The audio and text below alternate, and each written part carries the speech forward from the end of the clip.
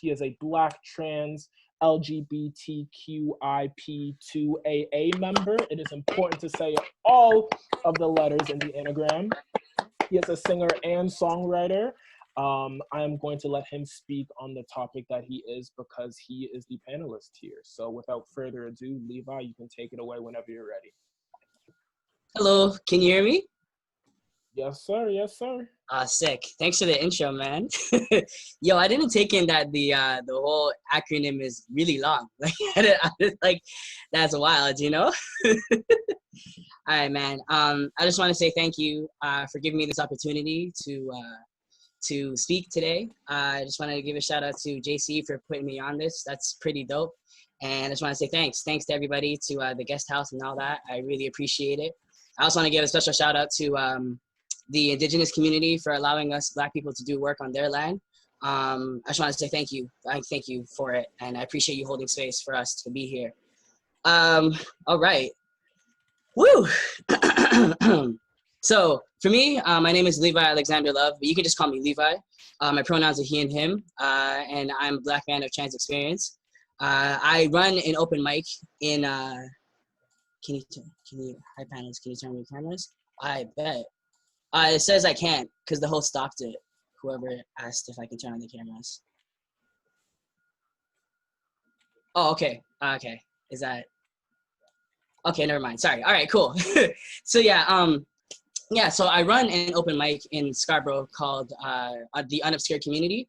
And basically the whole idea behind the open mic was to give a voice to the Black, Indigenous, and people of color folks. Just to have a voice to be, you know, to speak. I feel like when I was coming out as trans, so, okay, I'll give you a bit of backstory. All right, so I came out as trans about 2 years ago now. It'll be 2 years in July. So basically how this happened, right? So boom, I was basically like, you know, trying to figure out my queerness, you know what I'm saying? I lived as a woman for like 21 years of my life, you know what I'm saying? So I was pretty heavy, you know what I'm saying, in the church, all that good jazz, whatever. And yeah, you know, basically, like, I don't know, like something just wasn't vibing with me, you feel me? Like something just wasn't really going well with me, you know what I'm saying? I just felt like, I don't know, I just felt like weird, you know what I'm saying? And so like, I knew I always had feelings for girls, and I was like, okay, I guess we can start there. And so like, I came out as a lesbian in about like, I think it was like November of like 2016 or so. And I don't know, I was living my life like it for a while. I was pretty problematic, I'm not even gonna lie. I feel like toxic masculinity isn't something that's just specific to men, but it's specific to all people of all genders. And it's more like an energy rather than like, oh, like men are specifically toxic. And I was like, yo, I remember going back and just like thinking about the stuff I used to say about girls and how I used to, you know, how I used to talk. And I'm kind of embarrassed, to be honest. But I'm glad that like I'm working through that, and I had aunties in my corner who were like checking me and, you know, making sure that like I wasn't moving wordlessly, you know. So basically after that, I want to say maybe March of 2017 or so, I was in this like all women's group, right? And I was like, yo, like honestly, I don't even feel like connected. You know what I'm saying? Like I didn't feel like one of them. I just felt weird. I didn't really feel like I was like a girl. I don't know how to really explain it. I just didn't feel like it made sense to be a part of this group, you know? So I was talking to my mentor and I was like, yo, to be honest, I don't feel like I want to quit, you know? And she was like, basically like, you know, giving me like the okay to like, you know, just like really affirming me if I wanted to transition and stuff, right? And I was like, I don't really know about all of that, but like, I just don't know if I feel like, you know, I don't really feel like this isn't making sense to me. And so then I remember like looking up a YouTube video, right? And this like really handsome, like, you know, big muscled, like trans guy was on YouTube. I was like, bro, like, how do you even do this? Like, how do you even end up looking like that? Like, he was looking like a sweeter man. I was like, bro, how do you even look like that? Like, that's crazy. And I'm like, yo, I just got so fascinated, you know? And I was like studying like about like Black lesbian folks like on YouTube, and I was like watching bear people, and I'm like, yo, just obsessed. I was like, yo, I'm trying to figure out who I am, you know? But then when I seen this guy, his name is Kingston Faraday. He's an actor in the United States. And he was doing this interview. I don't know if it was like BBC News or something like that. He was doing some interview basically talking about like him being trans. And I was like, yo, honestly, on a real note, like, I really feel you, like on a deeper level. And I was like, yo, I really like it connected, you know? So I was like, okay. So what's this transitioning about? Like, what is this whole thing about, like being trans? Like, what is this? You know, like I was born, you know, assigned to be a woman, and I'm like, I felt like I had to live the rest of my life like that. But like, it felt so good to know that I didn't have to. It felt so good to know that like I didn't have to succumb to like, I had to like, I felt like in this box, like in this super small, really no room to breathe, no room to really be myself, no room to really like express who I am as a person. And I was like, yo, I'm trying so hard, like in every relationship, even when I was dating boys, right? Yo, the man them would tell me, they're kind of rude still, but they kind of had a point, you know? They're kind of rude. They were like, yo, honestly, like you're kind of manly still, you know, kind of move like a man. And I used to get offended by it. I used to like hate it. Like I used to really hate when people did that. But I'm like, to be honest, like, what would happen if I just allowed myself to be that? What would happen if I just allowed myself to connect with my higher self and just like be myself in every aspect of my life? Like, what would happen if I allowed room for authenticity to really flourish and really be? Like, how much more happy would I be if I stopped conforming to what other people said that I had to be, and stopped behaving as if I have to be what other people say I have to be, you know? And so basically after that, I was like, oh, bet. Okay, sounds good. Sick. All right. But yeah, so I bet. So I got to turn on the camera now. So you can see me. Okay. Okay. What's going on? Okay, yeah. So like, what was I saying? I think I lost myself. Yeah. So basically, I was like, okay, what would happen if I just allowed myself to be authentic and be myself, right? Like, what would happen if I just chose to just live and be authentic, you know? And so basically, I told myself, I'm like, yo, if I feel the same way come like next year, which would be 2018 March, then, you know, man, them are gonna go to do the transition, right? I'm like, okay, bet. So then, you know, 2018 rolled around, you know what I'm saying? I was like, happy Trans Day of Awareness, LOL, you know, whatever. Not like LOLing the Trans Day, my bad. That's not what I was saying. But I mean, like, I was like, just happy, rah, you know? And then man, them were commenting on my poster like, yo, Lee, yo, you're coming out, blah, blah, blah. Oh my God, blah, blah, blah. You know, they're so happy for me. And I was like, this is hilarious because I'm not coming out if I don't know what's happening. But I was like, I just feel like God was speaking to me, you know? Like, I feel like God was like telling me like, yo, Levi, like you can be yourself, you know? Like you can really, like I'm not a Christian anymore, but I do believe in God, you know? And I'm like, yo, I feel like God's love is far bigger than like, in God's like acceptance of people. And like the whole idea that like, people would be afraid of like God not accepting it doesn't make any sense. Cause I'm like, how would it be that like, I feel like God is queer in and of himself. I feel like no one can decide on the gender of God. No one can come to an agreement about who God really is. So I don't really see like, it's just weird. Like, it's just weird to me. And like, they bring up scriptures that are like, really were written in really tired ideologies and like based on like really super masculine type of rhetoric, you know, anti-woman type shit. Like, I'm just like, I'm not really with it. Oh, sorry if am I allowed to cuss? I know that came out my bad. But yeah, you know what I mean? Like, it's like, yeah, it's just like super weird, you know what I'm saying? To like, have that kind of rhetoric going on to say that like, I'm not enough or something, or God's not going to love me because I transitioned. Like, then I don't really want to be around a God like that can't accept me for who I am, that can't accept me for being the man that I always wanted to be and always felt like I was, you know?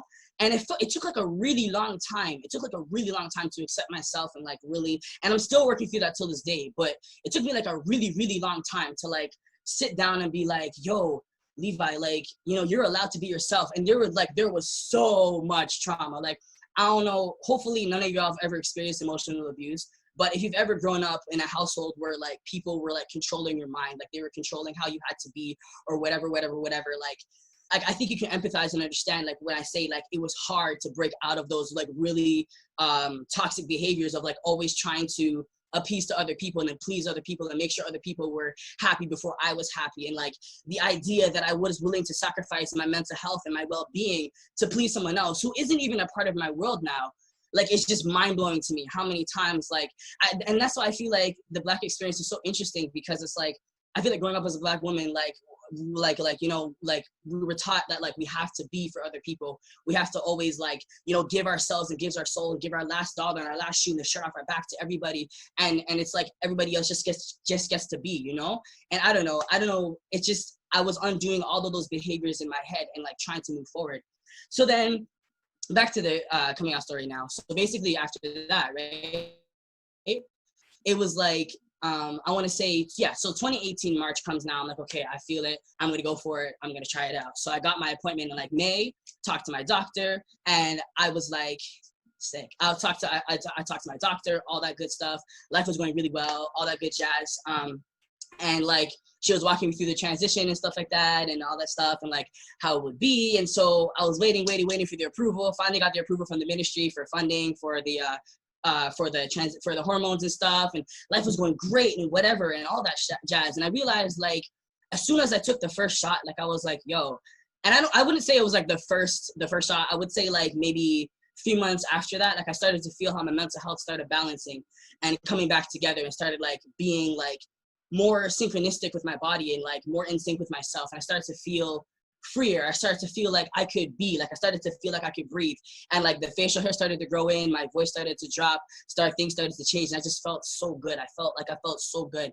And I was really worried about like being ugly or like people not loving me and whatever. But to be honest, it was actually a lot of the opposite. Like I started to have people around me who really cared. And now I'm at a point in my life where, you know, I'm really starting to realize that like if people want to be a part of your life, they will be. If people want to be a part of you, they will be. They'll find a way. Like even my own grandmother, who was having like a hard time accepting my transition at first, like now she calls me Levi. Now she's like, she called me her grandson the other day, and like our relationship is really coming back around. And like that's because she wants me. It's because she wants to love me. And even though she may not understand like the transition, I don't think I need her to do that. I think I need her to see me for who I am. Now for the past 2 years, I felt really comfortable in my skin. And so yeah, I felt really comfortable. Can y'all still hear me? Okay, yeah, good. Okay, yeah, so my connection has said it's unstable. Okay, we're good. Yeah, so I felt like really secure in myself and feel really like good in who I am as a person. And she just came around, and she may not necessarily vibe with every part of the queer community. She may not necessarily be the most like supportive, but she loves me. And I think that was okay with me to accept that, you know? And I started realizing that people that really care about you, people that really want you to succeed, that really want you around, will always be here regardless of however you present in the world. So you don't need to sacrifice yourself or sacrifice, you know, who you are as a person, however you identify, whether you're straight or whether you're not, or whether you're trying to figure it out, whether you're a boy, whether you're a girl, whether you're trans, like however you identify in this world or re-identify and reintroduce yourself as to the world, like just know that people that ride for you, people that want you, they want you, they're here, you know what I'm saying? And that's what I really wanted to talk about as well. I'm just going through the email here, just like get talking points. Okay, in entertainment industry. So I'm an artist. I'm a singer-songwriter. I'm a poet. I rap sometimes, you know what I'm saying? Do a little 1-2 step, but I'm not like a dancer, you feel me? Like I'm just kind of like, you know, I can hold my one in the club, you know what I'm saying? Like this kind of dance, you know, like nothing too serious, you know what I'm saying? Like a choreo, you know, master or whatever, you know? But, you know, a 1-2 piece of dance, you know? But yeah, I started unobscured because I was like, firstly, to be honest, I have never met like other black trans men. Like I don't think I've had I've met bare lesbians, I've met bare gay men, but like the trans community was mad silent from when I was coming in. I was like, am I the only guy in Toronto? And then I was like, oh, bet, okay, there's a next man. So I met this other guy, his name's Nick Redmond. He's like a DJ in Toronto. And I was like, oh, bet, that's cool. Okay, so there's another one of me. This is good. You know what I'm saying? This is good. And then I met like, and then I got to meet Teak Milan for the first time, which was like super cool. Like if you don't know who Teak Milan is, like he is so cool. So I got to meet him. He's not from Toronto, but whatever. He was in Toronto when I met him, so it's cool. And then like I started to meet other trans people, and I think that, you know, initially Unobscured was really about like, to be honest, it was about starting out this, like, I wanted to like create this like competition in Toronto where it's like queer people like doing cool stuff and like singing and stuff and whatever. And I was like, to be honest, I have no idea like if there's even an audience for this, like if anybody even cares about the queer community, if anybody even cares about being like black and queer. Like, and the reason why I'm so specific in terms of like white people can come, don't get me wrong, like come through, like I love the allyship, I'm here for it, but I really specifically cater to Black, Indigenous, and people of color voices, is because everywhere I go in Toronto, white people have the space to be.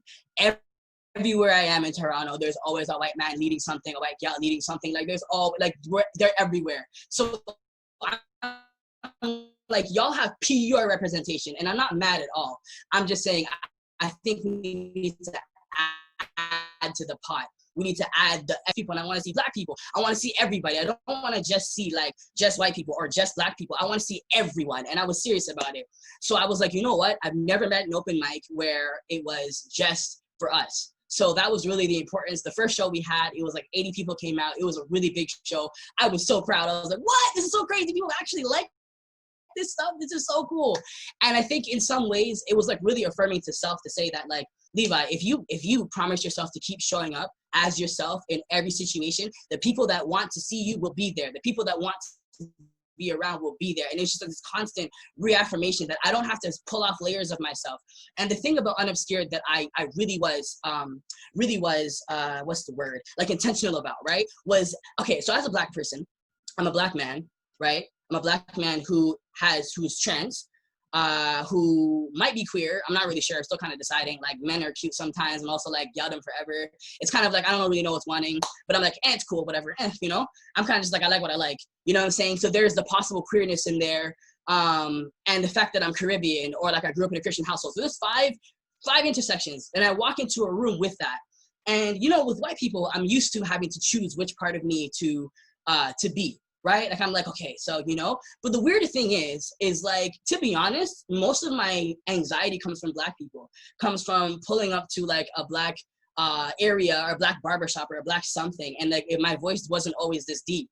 So I'm like, oh, you know what I'm saying? Like, are you going to accept me? Are you going to love me today? Like, is it safe to come out as trans? Like, is it, like, because I know for a trans man, it's a whole lot more safer to come out for us than it is a trans woman. So I'm like, oh God, like, I'm like, I don't even know, you know? And I know I got the privilege on there because I'm a guy, you know? And then that really sucks. And that's why I created the platform, because I want everybody to have a voice, you feel me? I don't want you to have to walk into a space. Like, I want Unobscured to be the space where you can walk in wearing all of your intersections, you feel me? And then feeling safe and feeling heard and feeling like every part of you lights up. You know what I'm saying? We are like the color of the universe as black people. And I feel like it's our job to shine. It's our job to be the light in the world that's mad dark. I feel like it's our job to be like the flavor and the extra seasoning in the world that's super bland. And I feel like if trans and queer people didn't exist, then it'd just be weird. I think it'd just be super weird. It'd just be a bunch of straight people everywhere. Not to say that that's a bad thing, but it's to say like, I don't know. I feel like it'd be kind of boring, man. I feel like a lot of the black people's flavor comes from the queer community. Which brings me to my other discussion, which is I think what we're talking about today is allyship, right? So in light of all the events that were going on, I have posted 2 videos on Instagram, one talking to the black community, basically saying, yo, to be honest, like, white people have a point when they talk about how we don't move in unity, you know, how we're very much like, we don't really support each other. We're kind of just like, the black dollar isn't really like circled around the black community as often as like the Chinese dollar would be circled around the Chinese community, or the white dollar circled around the white community. Like, we're so quick to go for other people and be for other people. And it's like, I don't really understand that. And then the second video was more about specifically talking about Tony McDade, who is this man of trans experience who happens to be black, who was murdered by the police on May 27th. And like, when I tell you 0 people, I mean like 0 people were talking about it. And I'm like, Floyd Mayweather paying for all 4 of his funerals, from what I understand. He's got like over $12 million, like his whole, bro. And then Kanye West just agreed to pay for his daughter's college fund, and she's 6. I'm like, bruh. For me, I'm like, bro, if McDade even got a piece of time in CNN, it would have been a good day for the trans community. Even a piece of airtime, like a sliver of like, by the way, a trans guy was murdered, and then move on to the next 7. Like, even a little bit, but nothing, bro. Like, I literally found out on Instagram. You know what I'm saying? And I'm just like, for me, I'm like, to be honest, I have no idea how black people can say Black Lives Matter and not talk about the queer community. So Black Lives don't matter then. Like, just don't get upset with other people talking about how Black lives don't matter if you as a black person don't agree that Black lives matter. You can't be out here. Like, for me, in my brain, I'm like, bro, okay, so you're really dead ass gonna be out here putting up signs talking about how all Black lives matter, blah blah blah, all that kind of crap, and then dead ass you're gonna beat up a trans woman in the middle of the whole like memorial for Floyd and the whole 9 yards, like Ayanna, you know what I'm saying? I hope she's good. I hope she's well. I hope she's getting back together. But when I looked at the video, I was like, I bet you $1 million, yo. I bet you $1 million this time it's gonna be a pure black men, and what did I see? This is what I'm talking about. And for me, in my mind, I'm like, how do you look yourself in the face?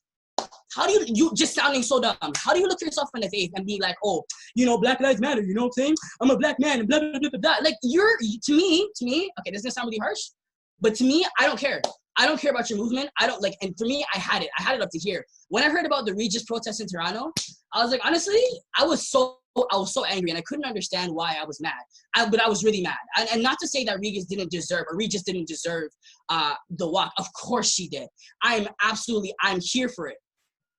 My problem is that if you're gonna talk about Black lives, you need to talk about Black lives, like plural, like lives. Because at the end of the day, like, it was trans women, it was women, it's like, it's us, it's trans men, it's us. We were outraged when you were murdered by the police. I was upset when I heard about Ahmaud. I was upset about it. I was mad. You know what I'm saying? I was hurting. I was like, how you gonna hunt the man like a deer? I was hurting. You know what I'm saying? Like, and like our sister before talked about how like Black women don't get no airtime, like not as much airtime as they deserve, and it sucks. But like the trans community gets even less than that. And if you're a trans woman, like no one, like listen, trans women's bodies are appearing everywhere. Mother Nature is probably cringing knowing how much trans blood has been spilled on her floor. She just out here like, I'm shocked that we haven't been wiped out already. Like, I'm shocked that like a Delta tornado hasn't come and like sucked us all out and dashed us to oblivion, because the way we like ramp with people's lives, the way we don't even care. And we want to beg for solidarity. We want to beg white people them to see us for who we are.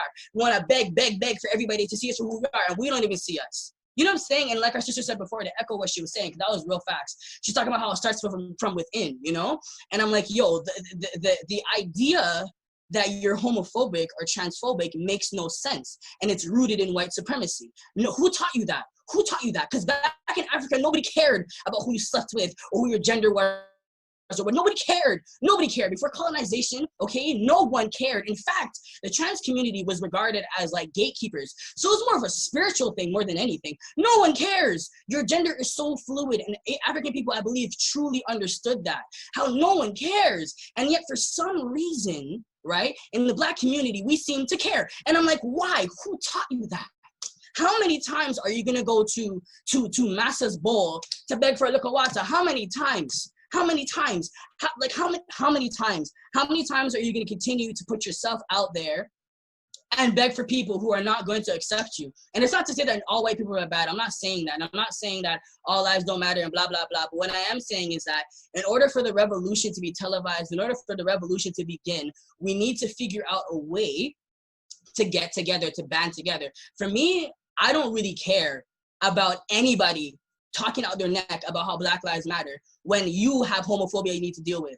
To me, just be honest. It's Black life. Black life matters. You know what I'm saying? Like, your Black life matters. George Floyd's Black life mattered. You know what I'm saying? His mattered. You know what I'm saying?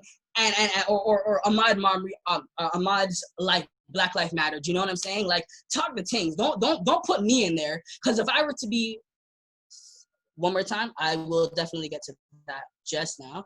Can you expand more on it being about how dangerous trans women and trans men? Are you more likely to be attacked by trans? Yes. Oh yeah. And simply because of male privilege, right? No one really like hits men like that. Like I have beer safety. Like, it just men look at me and they're like, yo, he's just a regular dude. They don't really care. But the moment a man clocks a trans woman, it is life or death. Like, it's bad. Like, it's really, really bad. And so I feel it, man. I don't even know how to hold space for them sometimes, to be honest. I'm just like, I don't even know, but I just hope that the world gets a little better, the world gets a little nicer to them. And instead of just hoping that, I want to do something where the world can become better and the world can become nicer to them, or at least create a world within the world where they feel like trans women feel seen and heard, you know? And I don't know, it always bothers me. And I know that, like, how do we help? To be honest, I'm not a trans woman. I have no idea what they need. I can't speak for trans women. You know what I'm saying? I can just say, I just put it out there that, like, it would be, like, beneficial to just talk to a trans woman and ask her, like, what she needs. And, you know, exactly. Definitely. Fetishizing does have a lot to do with it. It's gross. It's gross and it's weird. And it's weird because even in like the queer community, right? Here's the real tea. Even in the queer community, like it's like I like to call it like a reverse patriarchy. So it's like you know, in the straight world, it's like cis white men are on top and blah blah blah. In the queer community, from my experience, I've experienced it more, especially entering into cancel culture realm. Like we've been really, it's just been really weird. Like there's a whole lot of like what's the word? Like a lot of like intersectional issues going on. So for example, like, you know, it'd be like trans men now are like the topic of like sexual assault by other Black women. And this is what I'm talking about. I'm like, yo, like, I don't understand like how can we move forward if we're not dealing with these things? Like, and it's really difficult because it's like, I want to acknowledge like what like Black women have been through. And I want to acknowledge like all that stuff. But at the same time, I'm like, yo, you're also doing some really trash shit. Like we really have to talk about like everything. And so for me, I'm like really against the whole idea of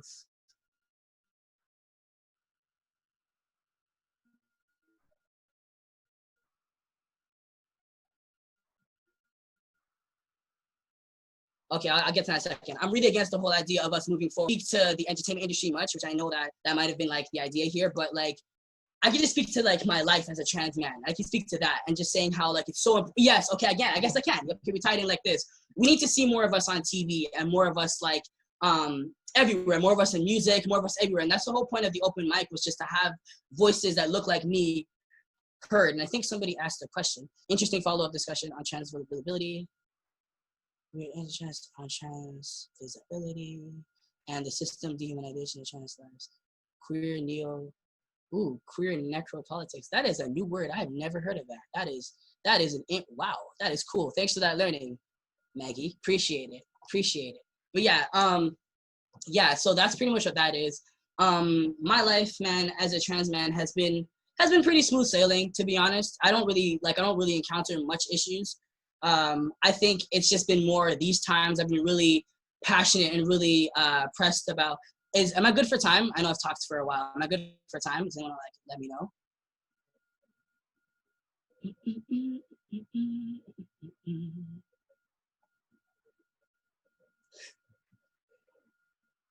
All right, sick. Sounds good. Yeah, so I just want to wrap it up on that. Just to say, like, I really appreciate y'all listening, by the way. I really appreciate y'all listening to me. Like, that was really awesome to be heard like this. But I just want to say just a few lasting thoughts is that as a Black person, if you're telling me that all Black lives matter, you better include every Black life. If you don't include every single Black life, then to me, you need to deal with your anti-Blackness. Because for me, being homophobic and transphobic is a result of white supremacy. Please do not conform to white supremacy and cry about white supremacy. It's not a good look, and deeper than looks, it just doesn't make any sense.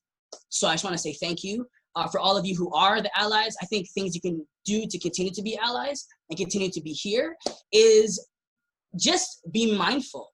You know what I'm saying? Be mindful of how you take up space. Be mindful, get yourself some queer friends, not just for the culture, but just to educate yourself. Read up on queer history about Marsha P. Johnson and Miss Major and all the trans greats who are out there who did so much work for us to have visibility till this day.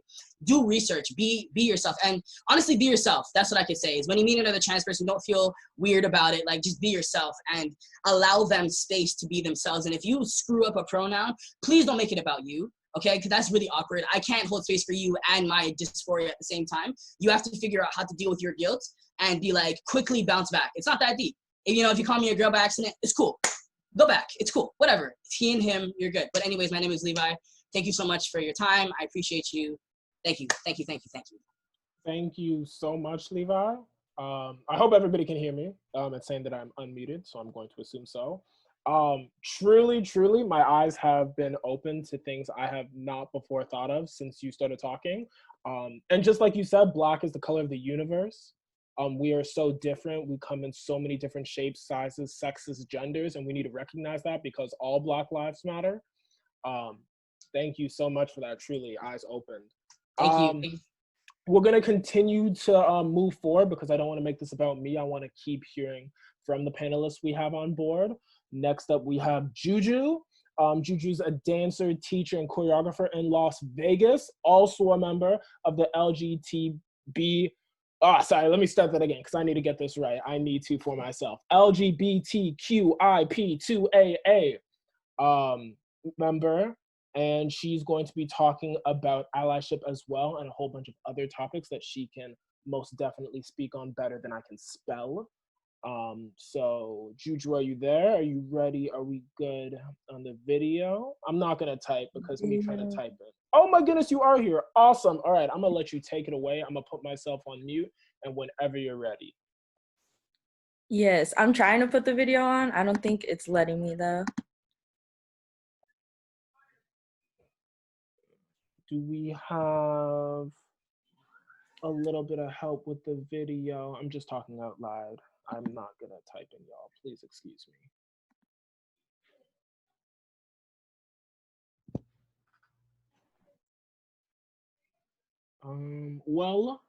Juju, as I hope they're talking to you right now, I can't see. Yes. Literally.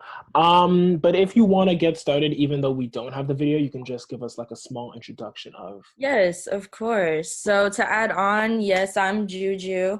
I am from the States. I'm from Las Vegas. I'm only 19 years old, so I'm still very much learning. I'm still a student, obviously, learning a lot from, the past speakers that we have, which you guys are amazing, by the way. Thank you for educating us.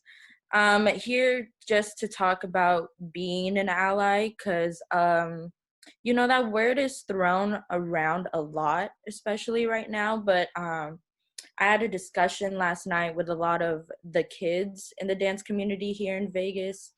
I asked them, what is an ally? And no one really actually knew the definition. So it really truly means to, side with or to support, for a common cause.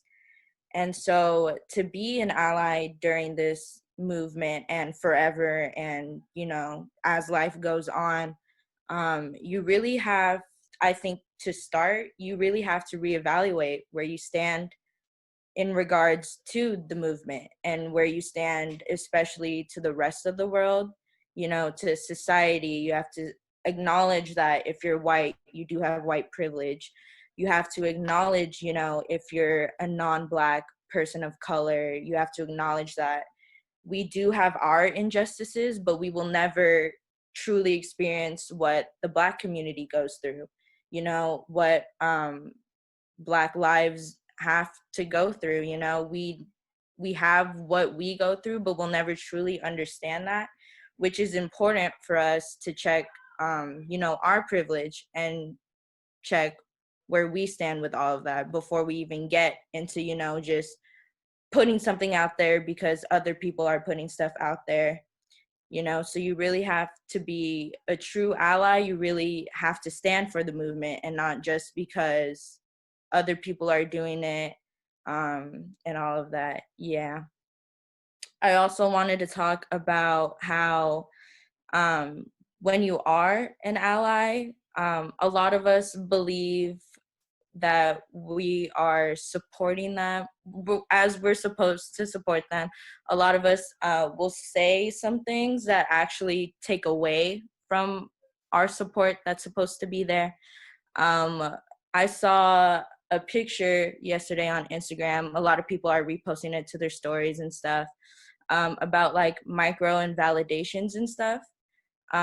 People will say all day long that they are an ally, that they support, but then they'll still say, I don't see color, or, it's one race, it's the human race, and a lot of people have DM'd me, they've talked to me, they've said, it makes them feel frustrated, as people of color, that it makes them feel that people are diminishing the fact that there is, racist people out there and people are experiencing racism. So just really as an ally, you have to realize that what you're doing when you say like, I don't see color, or, the whole all lives matter thing. All lives do matter, but that's not what we're focusing on right now. We're focusing on Black lives, and we'll forever be focusing on. Did it work? Did it work? Oh. Is it working? Yes, it is. We can definitely see you. Hey. Continue. What's up? Yeah, okay. Where was I? But no, yeah, just speaking on that, being a true ally, you know, obviously I'm not Black, but I am still a person of color. And with the whole reevaluating where we stand, where in regards to the movement, we also have to reevaluate and check, you know, those around us. Like Amanda was saying earlier, she's very much with the call out culture, and I am as well. You know, to be an ally, you should not be afraid to check your anti-Black parents, to check your anti-Black friends or peers or any of them. You should be able to have those uncomfortable conversations with them. Just, you know, let them know, like, what you're saying is, like, not okay. Like, what you're saying is actually very racist, in fact, and that what the way that they're thinking and what they're saying, it's not gonna change. You know, it's not gonna help the movement, even though if they think that they're being allies, you know. But yeah, just growing up in a very anti-Black Asian household, it was you know, it was hard, and it was just me and my brothers, we could tell that it wasn't right, and that we had to start educating our parents, and we had to start having those uncomfortable conversations with them. And now they're not sorry, now they're not like that. But just as an example, like, for you, for the non-Black people of color, like, you have to have those uncomfortable conversations, and you have to call your people out, hold your people accountable, you know. I'm seen kind of like a leader out here in Vegas. A lot of young kids do follow me, they do come to my classes and stuff, and I just think that if we all normalize the fact that we can call our people out and we can hold our people accountable, then obviously we wouldn't have to keep fighting with each other. We would just have to we would just be working with each other and all of that. Yes. Just also want to talk about the youth.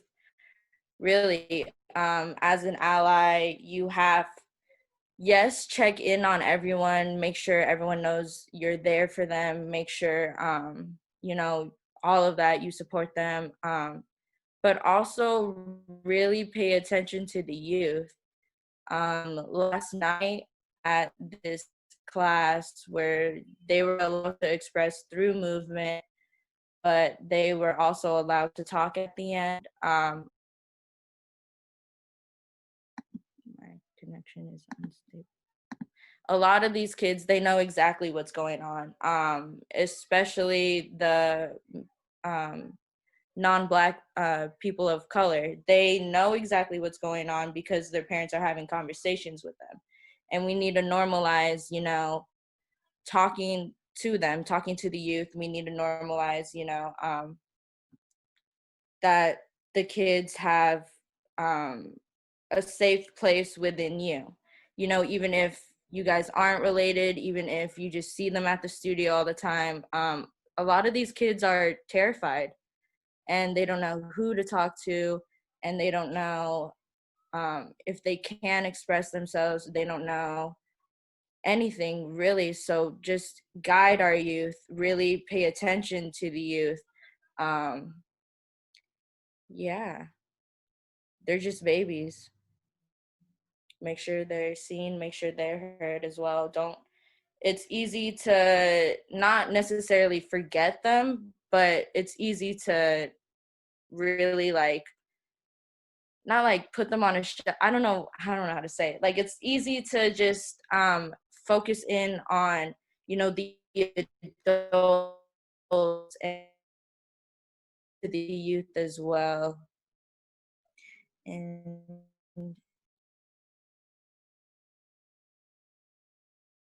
on as being an ally, for the, white people and for the non-Black people of color.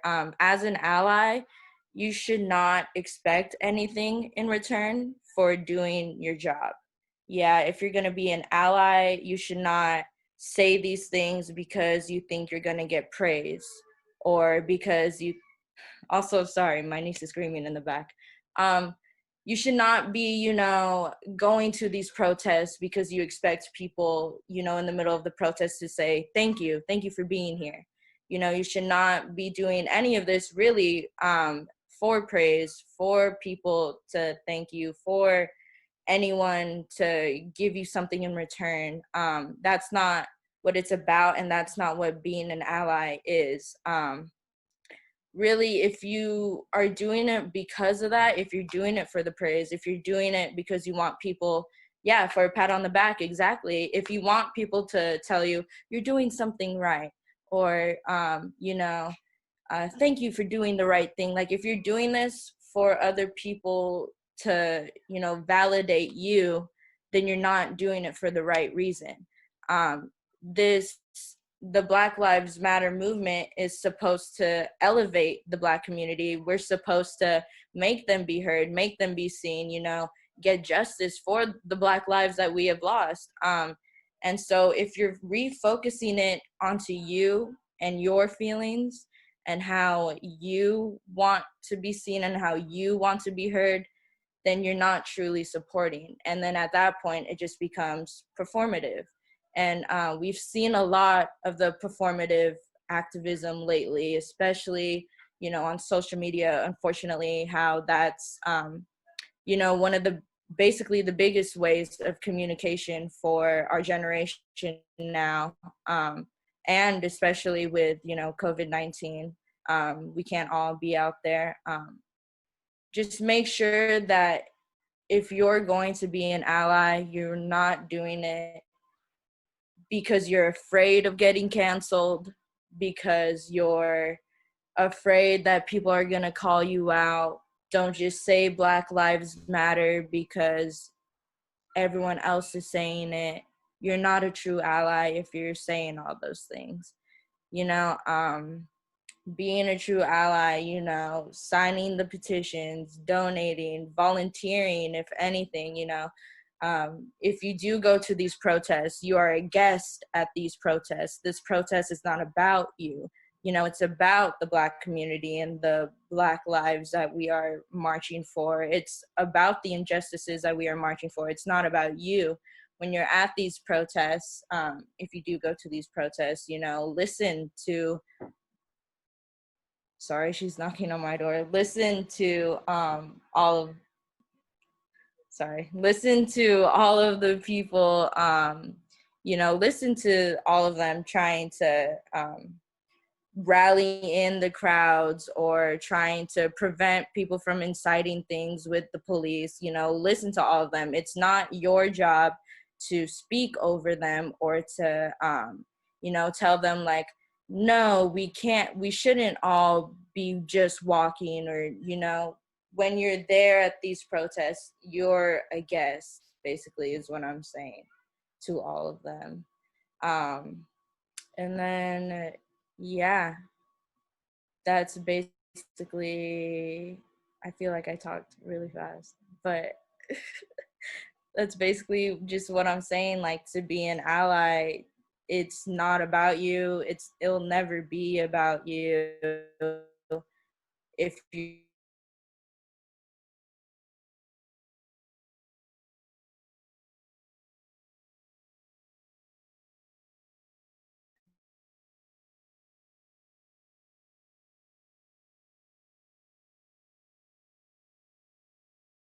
for everyone, you have to be for everyone, basically, the kids, the Black women, Black men, Black queer, like queer Black people, the non-binaries, the gender fluid, if they identify as that.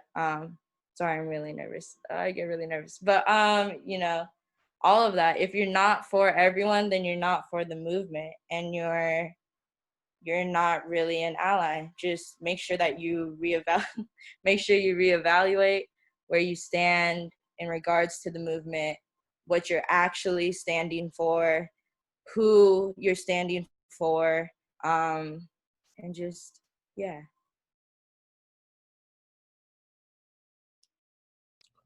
So, so thank. I'm sorry, I'm like sweating so much right now. No, do not apologize. My hands have been clammy this whole entire I'm call. sweating so much right now. It is a-okay. Thank you so much for your perspective as an ally on what it is people can do to offer more help. And the fact of the matter is that it's not about them, it's about the message and what we're trying to stand for. So thank you so much. Man, people message quick. I know, that's crazy. But yes, as everybody is saying, Rachel, Nicole, Lola, those are just the first people I'm seeing. Thank you so much. Thank you guys. Happy to be here. Happy to get educated. Awesome. I am so happy and thankful. Okay, as I wipe the sweat off of my hands, we're gonna continue to go to our next speaker. So next up, we have a member of the York Region District School Board. You hear that, y'all? This is an educator, okay? So her opinion is very influential to what Juju was just talking about in our discussions with the children.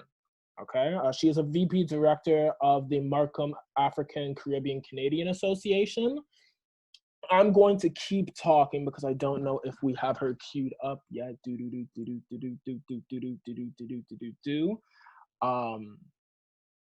hoping that yes, all the opinions are important. Thank you, Claudette, for correcting me. But I'm hoping that with every, or what am I saying? Whew, let me calm down. The sweat is getting to my head. The next person we have up speaking is going to be Claudette Rutherford. She is going to be, I'm hoping, Claudette, are you ready? Are we good? I know there's been a little I'm ready. I'm here. Oh my goodness. Awesome. Great. It's hard because I can't see you. So I'm just prattling away. It's okay. I can start if you want, and then you can just take it away. Chime in. Okay, so I just want to first of all congratulate you on creating this platform and having it be successful and full. And I was trying to get in, they're like, you can't get in, the club is full, you know, no VIP, no pass. But I did eventually get in, and I'm happy. So I want to congratulate GUESThouse for opening this up. And this is beautiful. And as an educator, I love to see young people take, well, not just as an educator, as a mom, I love to see people taking charge. I love to see young people taking charge. So thank you to JC for, or I don't know if you guys call him JC or Jonathan, for reaching out to me. I'm so proud of him. Always have been, but now I'm really proud. And Safa and those who reached out to me. So I wanna first acknowledge how I got into this space, and thank you for opening this up for me. I would say I'm probably, you know, I'm a little older than, I don't know, I feel like the elder right now, but I want to I want to start by talking to the Black folks in the room and say that I want you to understand that your life has immeasurable purpose and value, and regardless of, you know, what other people's opinions are, regardless of what your different intersectionalities are, your life has purpose and value beyond what people think. And there's not a person on the planet, there's not an incident, there's not even a bullet, nothing, right, can determine what value you have and the purpose that you came here to explore and to achieve. And so I know it sounds really teachery, but this is about the life that you live. And so live that life. And so many people have been in the struggle. So like anti-racism work, not even just as an educator, I've been doing this for many years. Juju, you said you were 19. So before Juju came around. So a long time. And people were doing the same thing for me for a long time as well. And so we've been doing that work so that you can live your life. And so I want you to go out there and do that every single day. Live freely without fear. And that's the message I've been telling my own children. Because as a mother, we were all rocked by the situation. Had a very, very difficult, week, so to speak. But I wanted to impress upon them that we do not live in fear. We don't live in silence, and we move. We honor and respect those who've lost their lives in the face of indignity and anti-Black racism. But I see your future and your greatness and your strength, Black people. I see your compassion and all the vulnerabilities that you have. I see that too, but I see your talent, and no one gives you agency. You have agency, right? So value is not something that people can assign to you or take away from you, right? And know that these images, these lynchings as they happen, they're happening in public on purpose, right? There is a strategic purpose in showing people, this idea of they're subhuman, or trying to convince people that they are subhuman, right? And that their value doesn't matter. So even when we see these videos, and I'm just cautioning, and like I said, I'm older, I'm not of the, technology age so much, but we have to be cautionary not to share and share and share and share these things, because that can sometimes be used against us. I mean, this thing, it hit me, but it really hit me when I watched the video. And so just to be cautious of that, we definitely should be aware, make other people aware of what's happening with us. And so we should definitely be sharing our experiences, but just be cautious of it. That's what I want to say. I'm so sorry, Claudette. Before Yes. you continue, I've just been notified that you can turn on your camera. You should have the power to. I'm so sorry. I didn't want to interrupt you. That's okay. I got the power. Okay, let me turn on my camera. Okay. Can you guys see me? Yes, we can. So sorry for interrupting. That's okay. That's okay. That's okay. And so, yeah, I just wanted to throw that out there, that we're cautious about what we're sharing and how it's impacting us and others. But I also want to share with you, I know we're supposed to be talking to allies, but we're taking up space in the essence of this conversation. So I just want to make sure that I take time to say the things that I want to say. But I also want to say that that being Black is not a curse, right? People say, we do have it hard. We have fought harder. We have a legacy of revolt and resistance, and we will continue to do that. But I'm grateful that I was born Black. That's my superpower. That's what makes me awesome. That's what makes me great. And I know that. And when I wake up, like, I wouldn't want to be any way else or anyone else. And so I just want you to embrace that superpower. That's our gift to humanity, right? So, and people see that power. And I always say, like, racists, they see that power and it's intimidating. And so understand where you stand, where you sit in that dynamic. I know anti-Black racism is on the international stage and it's trending, or whatever, for lack of a better word. But it's always been there, right? It's actually what helped build this nation that we live in, right? It's not just happening in the United States. Canada was built on the backs of slaves and other and all sorts of forms of anti-Black racism. So we're not immune to it as a nation. And so they've developed systems, the school system and all these other systems, in an effort to divide us.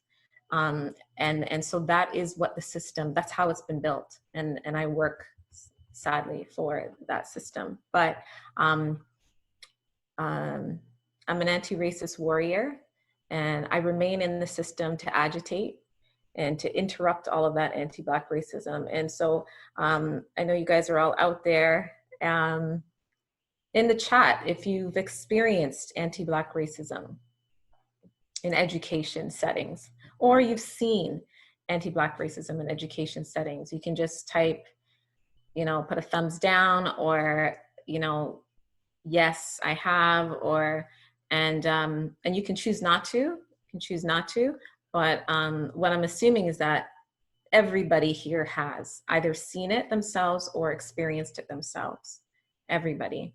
And so, you know, it's pervasive.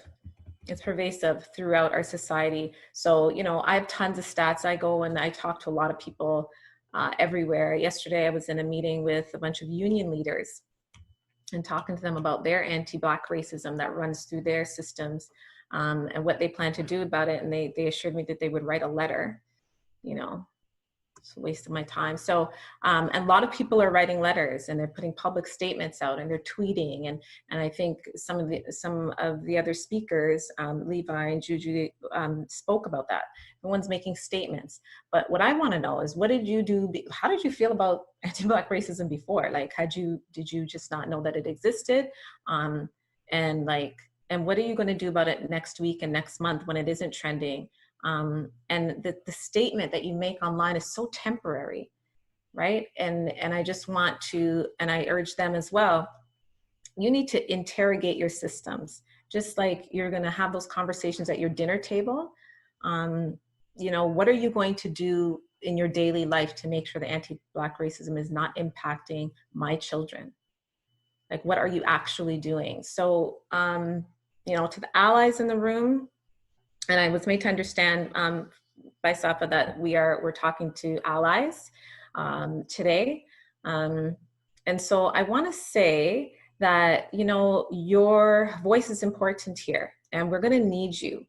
You know, your Black friends, your colleagues, your partners, we are tired. And we've been fighting for generations, like 1860 something. So, we want you genuinely to take up this work, but, and I'll echo what some of the other people said. I had some notes here, but definitely be informed, do your research. And by research, I mean, yeah, do some reading, do some digging, and learn more about what is anti-Black racism. I was gonna throw some resources into the chat, because, you know, I'm just like teachery and stuff, so I'm probably gonna do that, but I can also share it with GUESThouse. But there's a lot of information even on Youth Rex. I don't know if you're familiar with what Youth Rex is, but it's a youth hub, lots of information there. But do your research, and sometimes reaching out to your Black friend to say, hey, can you talk to me about anti-Black racism? Just know that those conversations also come at a personal, emotional toll, right? So don't always, like, I've been inundated with phone calls. I've been on the phone all day, every day for hours, and throughout these last few weeks, and I can't always be telling you my life experience and what's happened to my kids, because it's hurt, it's painful, right? I was called upon to do a presentation, well, several places, but I'm going to do one for the public school board in York Region. I've been doing this work in other school boards as well, CAS, some other places. But every time I go up and I do this presentation and I talk to the people and I show them the data about how, you know, 43.7, you know, Black kids, I know all the stats by heart now, are suspended, have been suspended at least once. That's almost half the kids, Black kids. Like, how is that possible? Why is that still possible? But every time I say that, it like rips a piece of me. It really does. And so know that when you're going to your Black friends to ask them and tell me more and tell me more, and they might be willing to share it, but just ask the question, is it okay? And are you okay? And make sure that after that conversation, they're still okay. Because sometimes even I am not aware of how painful it is for me to share and share and share. So do your research, but don't always, you know, tag a friend. The research is out there, and definitely you can get information from lived experience, but just understand it comes at a personal toll, and check in with that friend to make sure that that's okay.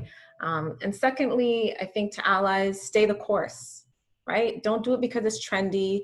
Don't do it because it's cool right now, or because you want to be, you know, stay friends with your Black friend. Like, this is a marathon. This is going to be, we've been doing it for generations, like I said. So stay the course. Like, I want to talk to those people, those allies that have been calling me. I said to many people, I actually hung up the phone, I think, on one of the MPs. Because I'm like, just call me back when you have an action plan of what you intend to do in your daily practice. Like, before you call me back, I want to hear what you're going to do in your daily practice every day to combat this. Because this phone call is not going to be it. And your post that I saw, I did see it. Or are you going to retweet it? No. I've had people ask me, am I going to make a statement on behalf of MACA? Or I'm steering committee on a group called Parents of Black Children. NABC, part of a few other groups. I'm not going to make a statement because my life, my journey has been my statement. So I don't need to tell you how much I am against anti-Black racism, or the work that I plan to do, or how much money or how much I'm going to donate. Like, my life has been my statement, and I'm not posting anything. And so I think that you also have to look at it like, as people are posting, and as an ally, you're posting, make sure that you have or if you're willing to begin your life's work in doing this, because it is every day, all the time. I mean, that's the work we're doing as Black people, and as an ally to Black people, to show respect. As an ally, then you've got to be willing to do that work, but also willing to understand that there's a price to pay, right? So allies, not everyone is going to appreciate your allyship, either in your friendship groups or your family. Some of you are talking about, your family's having difficulty accepting. So know that there's that personal toll on that end. Just understand that and be willing. I don't know, and nobody can make that decision for you, but just be aware. Yeah, it's not straddling the fence. Allyship is every day, all the time. You can't say it on social media, but you can't, broach the conversation with your friend or, your coworker or whatever. And we're all guilty of anti-Black racism, right? Like, when I straighten my hair, all of those tropes, right? That's anti-Black racism at work in my own life, right? So we're all doing it. So for anyone to say that I don't believe in anti-Black racism, I'm not anti-Black. Everybody's anti-Black. The whole planet is anti-Black. Like, that's just what it is. And I'm sorry, I know how that sounds, but it's real, right? It's the reason why your kids, like, they want to buy, white Barbie. And it's the reason why my daughter even said to me the other day, she's like, oh, how come her hair looks so nice? Issa Rae, she was in a movie and she straightened her hair in that movie. She's like, oh, your hair looks so nice there.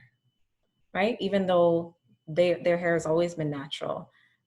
So those are anti-Black sentiments. And so we all have to know that that's just the life that we're in. But in order to turn that around, it's going to be every day, all the time, right? And it's not you have to be an anti-racist all the time, right? And not letting things pass and not letting it slide. And sometimes I do, because I get tired and I'm like, I cannot address your, like, racism right now because I'm sleepy, but I really try to push back, or even just asking a question, like, what did you say? Because sometimes even when you ask people to repeat themselves, they might catch it, right? And so just pushing against anti-Black sentiment that way.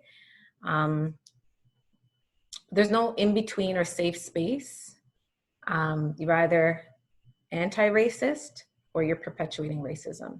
And so that's what I want to leave you with as an ally, because it's important that you understand that you're either an anti-racist or you're perpetuating racism. And there's no, like, middle piece to that. So I'm so happy that people are feeling moved towards this conversation. I'm so glad this room is full. I've been very careful not to say thank you to not one non-Black person or entity or organization that has shown support, because it should have always been there. It is my expectation. I've been very careful. Okay, don't say thank you, don't say thank you. And that's playing in the back of my head because I don't know how I'm doing for time, but I got a few more things I need to say.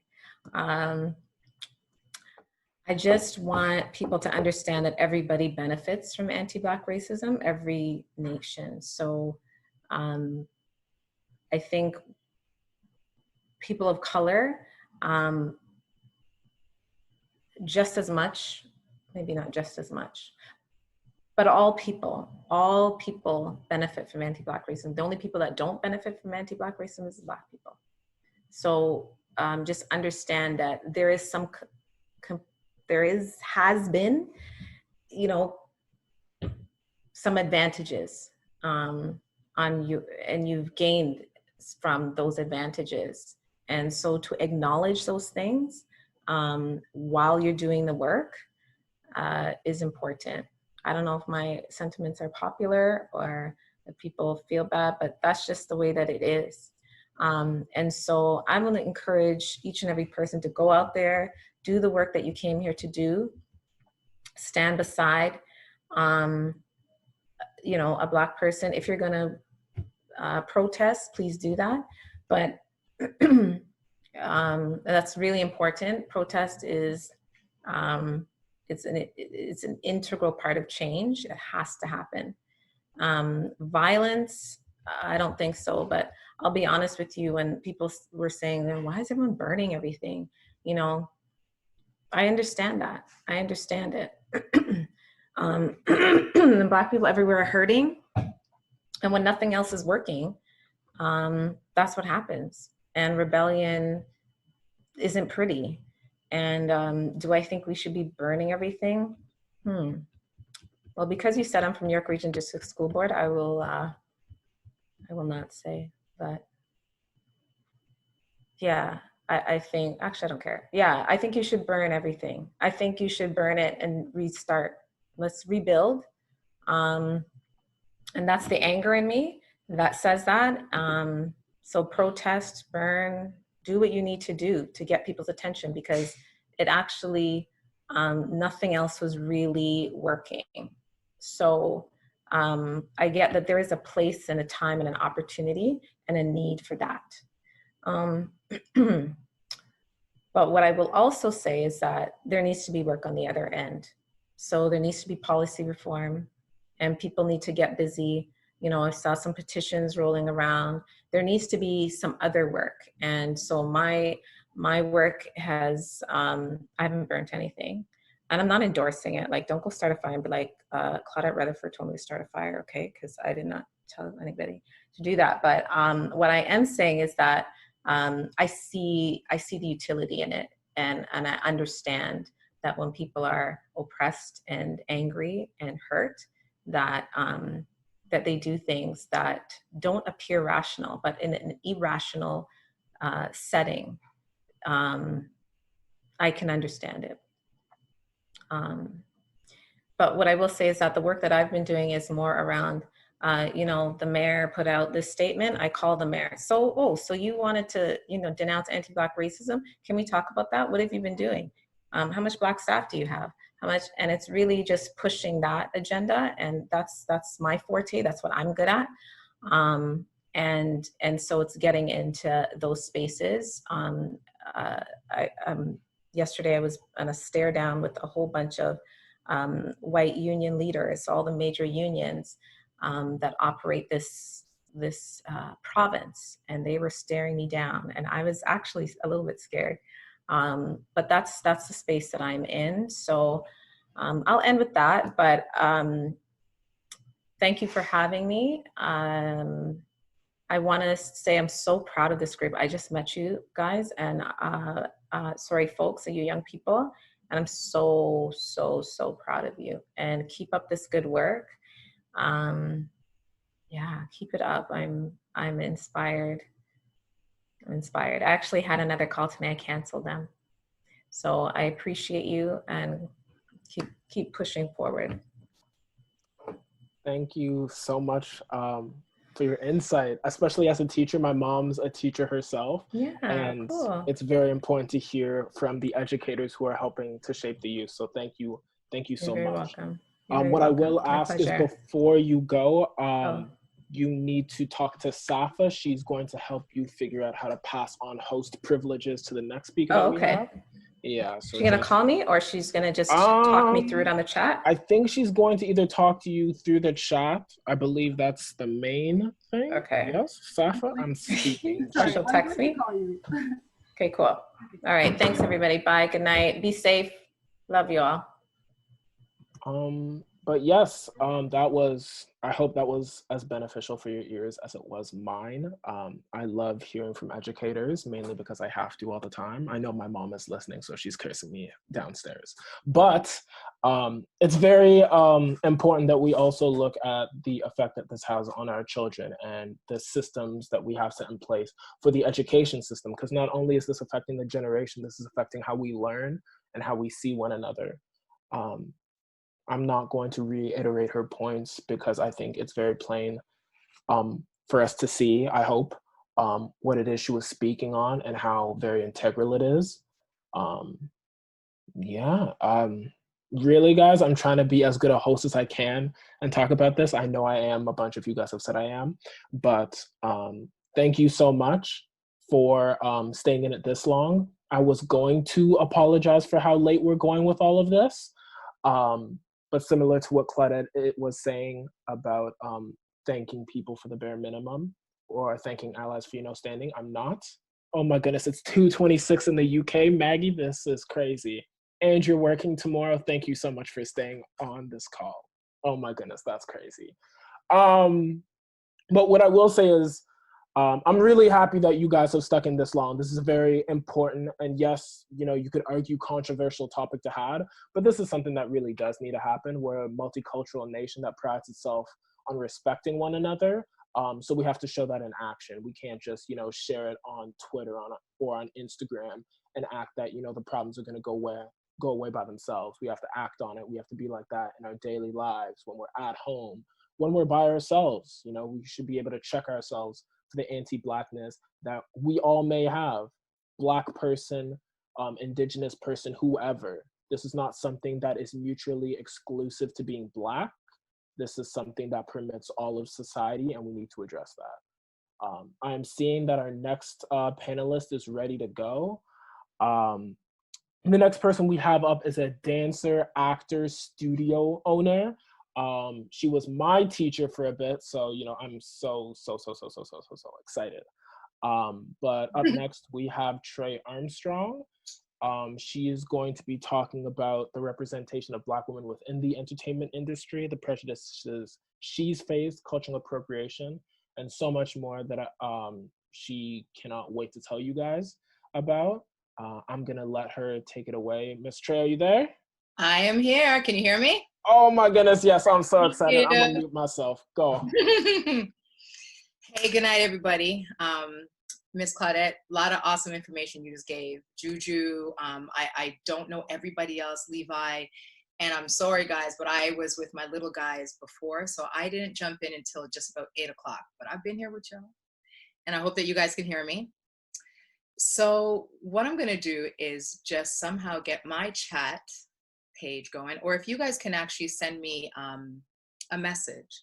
I just want to know if you guys are, just tell me who is here in the group with us tonight. Are you Black? Are you Asian? Are you Latina? Are you Indian? Are you mixed ethnicity? Who am I seeing tonight? Would love to get to chat yet, see it coming in. All right, give me a second here. I'm gonna pin myself up. Ooh, yep, I see it. Okay, cool. East Asian, yep, definitely got white, yep, black, blackity black. I see you. Okay, well, here's the thing. You guys see my little bookshelf started here? If you guys don't know me, just let me know in the chat group if you guys have any questions based on what I'm talking about. I want to be interactive with you guys. I want to be immersive. I don't want to feel like this is a chat about me, because it's not. It's about us. It's about we. But what I can start off with is basically, how did I become who I A little bit about me is that I did grow up as a dancer. I'm a dancer, choreographer, actress, producer, inventor, and other things now.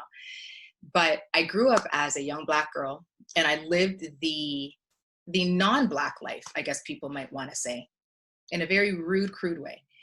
People expect Black people to start from rags and go to riches, or start in the ghetto and move up to the burbs. Yeah, my parents came from Jamaica. We came to Canada in the mid-70s. And by the time it was late 70s, I was born. So I am one of the elders here with y'all tonight. But we lived in Parkdale. So if anyone is from Toronto and you know Parkdale, you know what that was like back in the day, what it's like still now. And back in the day, it was horrible. Real crude. Now, my parents worked really hard. Immigrants from Jamaica. My mother was great with money, great at accounting. My father was a hustler. I'm talking a hustler's hustler. So he was a car salesman. And he actually started as a mechanic and made himself in the late 70s to mid 80s the #1 car salesman in Canada for Black people. Now, if anybody knew back in the day, people came to Canada with bad credit, because what was credit, right? Now we have this ideology that to become better equipped financially in life, you have to have a good credit. Well, if wealth is not brought up in your family and you are constantly living check to check, penny to penny back in the day, you don't have good credit. Credit is a system created by the powers that be to keep the casted system in check. Credit is made to keep the poor poor and the rich uber rich. Now, my parents fought that, and it ended up that my father made a lot of money in one shot, like boom, boom, boom, just like, whoa! He had rental property. Ooh, we were mowing the grass, feeling real happy as kids. I had 4 brothers. I was the only girl. But then came the recession. Here's the problem. If we are not taught as Black people how to budget and how to manage money when we don't have it, you will never know how to manage money when you get it. So my father had come into all this money, blew it all on great investments, because that's what you're told to do. Invest, invest, invest. But if you don't know what to invest into, what are you doing? So he lost his money. We went from living on a cul-de-sac, and a cul-de-sac is a small home with 6 homes on it, or very few homes on it. And a few cul-de-sacs down, I mean like 3-4 cul-de-sacs down from us, were homes with 3 garages. So I grew up nice. My father worked nice. My mother worked nice. But when we lost it, that was it forever. That was it. We never had a way of getting it back. We never knew how. So the first thing I want to tell everybody here right now, if you don't know the name Equifax or TransUnion, you're behind. If you are an older teenager, 19, 18, 17, 29, 89, if you don't know the name Equifax and TransUnion, you are behind. That is what you need to get ahead right now. Not just now, but in the future as well. What I'm leading at tonight, guys, is that we have a lot of talk and a lot of rhetoric in our community, which is great. We need to talk, but we need action. Talk with action is pointless. Talk is cheap, but talk is used to create laws, and those same laws are what rule us and hold us down as Black people. If we want to get ahead, we need to actually act now. So I want a question. I want you guys to answer this question for me in the chat. If you knew about the Ontario Black Youth Action Plan, please give me a yes in the chat group. If you didn't, just say no. And let's see how many people knew. We have a lot. No. You're killing me. And it's not you that are killing me. It's society that's killing me with these no answers. I have seen only around 3 yeses, and the rest that I got were no's. Here's the problem with that. The Black Youth Action Plan was created in 2017 to help stop the occurrence of systemic racism in Canada. How did they plan to do that? Well, anti-Black racism was a topic of heavy discussion for many years with Ontario. But how do you give money to Black people, right? You have to set a precedence, you got to set laws. So you create the concept of what anti-Black racism is, which means you have to create a concept of what Black means. Black is in our laws. Black is not a color. It is not a community anymore. It is a law. There are things about being Black that get us in certain doors, but it's not a privileged door. The Ontario Black Youth Action Plan gave $47 million over 3 years to community groups within Ontario to help fight systemic racism. How did they do that? That's a good question. I'm still waiting to know. There's a problem. The fact that most of us did not know there was $47 million out there for 3 years, from 2017 to 2020, that was given out for Black community organizations to collaborate and culturally identify problems within our community and get the money to fight it. I know because I was in that whole group learning how to do it and how to get that money. And I tell you this right now, I'm pissed. Tell you why. I love the fact that the money went out to organizations that are doing great. The problem is some of the money went to organizations that have not reached enough of us. I will not disrespect any organization on this platform, but I come here to tell you, Black people, stop blaming all white. We have an issue. We do not collaborate with ourselves. The amount of people I told about the Ontario Black Youth Action Plan, and they went, what? And I said, yes, I'm telling you because I'm not coveting the important, great information for myself. This is not about me. I want you and you and you and all of you to know about it so all of us can jump into this money pot and all of us can get it because it was about collaboration. The government knows that Black community and Black folks do not like to normally collaborate and also do not know how. So within the Ontario Black Youth Action Plan, the only way you could get money was if your project or program was culturally identifiable for the Black community to assist, and you had to collaborate with other organizations, preferably of Blackness. However, we all know the game, right? We know the game. I was upset I didn't get one of those grants because I know the work I do is great. Not trying to be all about me, but I do some great work with these youth right now, with you guys. I'm all about you guys. We got to be mad when $47 million comes across and we don't know what happened to it. 2020 is the year of, this is the end of the program. We need to hold the government accountable. Thank you so much to everyone who brought this into existence because we needed that. Now we need to hold everyone accountable and figure out where did the money go, what did you do with it, and what was the impact? Because slavery has an impact on us. Racism has an impact on us. We need to know the impact of the money invested into us. Money is there, people. So I am here to help you understand where money is. Start looking at grants if you haven't already. There are tons of grants out there. It's all work. You got to work for it to get it. That's another problem with us in Canada and anywhere in the world. You got to work to get money that's yours. The Jewish community worked to get their reparations. Black community, we have a hard time. In Canada, we are Black. In America, they are African American. What is Black?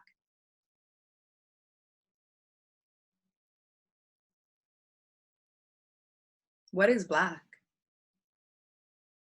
Let's start talking about that for a sec, right? We identify with Black because as a community, we don't want to be called nigger, don't want to be called Negro. In Canada, we have a hard time figuring out, are we American? We are North American, but are we US American? No. Okay, am I African in Canada? We all come from Africa, they say, right? but my parents are Jamaican. So am I a Jamaican Canadian or a Jamaican African? Am I African Canadian? Let's just say Black, because that's what we agree with as a people. We have a commonality now that we can call ourselves Black. Great. What does Black mean? What is the culture behind Black? In America, they've got the Black universities, the Howards, they've got everything there. They got the majorette bucking, they got that Beyonce formation. Okay, what do we have in Canada? Go to Ryerson, go to York, go to Western, go to Windsor. Can we say that collectively we have a Black cultured community amongst us, collectively doing something that has tradition and value? At Christmas, how many of you celebrate Christmas and not Kwanzaa? I'll be honest, I'm disgusting right now. Disgusting. I'm taking a risk by saying that, but it's what we got to do. I don't celebrate Kwanzaa. I'm supposed to, apparently, because I'm Black. We got to get together, guys. We got to collaborate. Talking is great. Let's get past that. Let's collaborate. Not good enough just to get with a Black company just for the moment. Work together.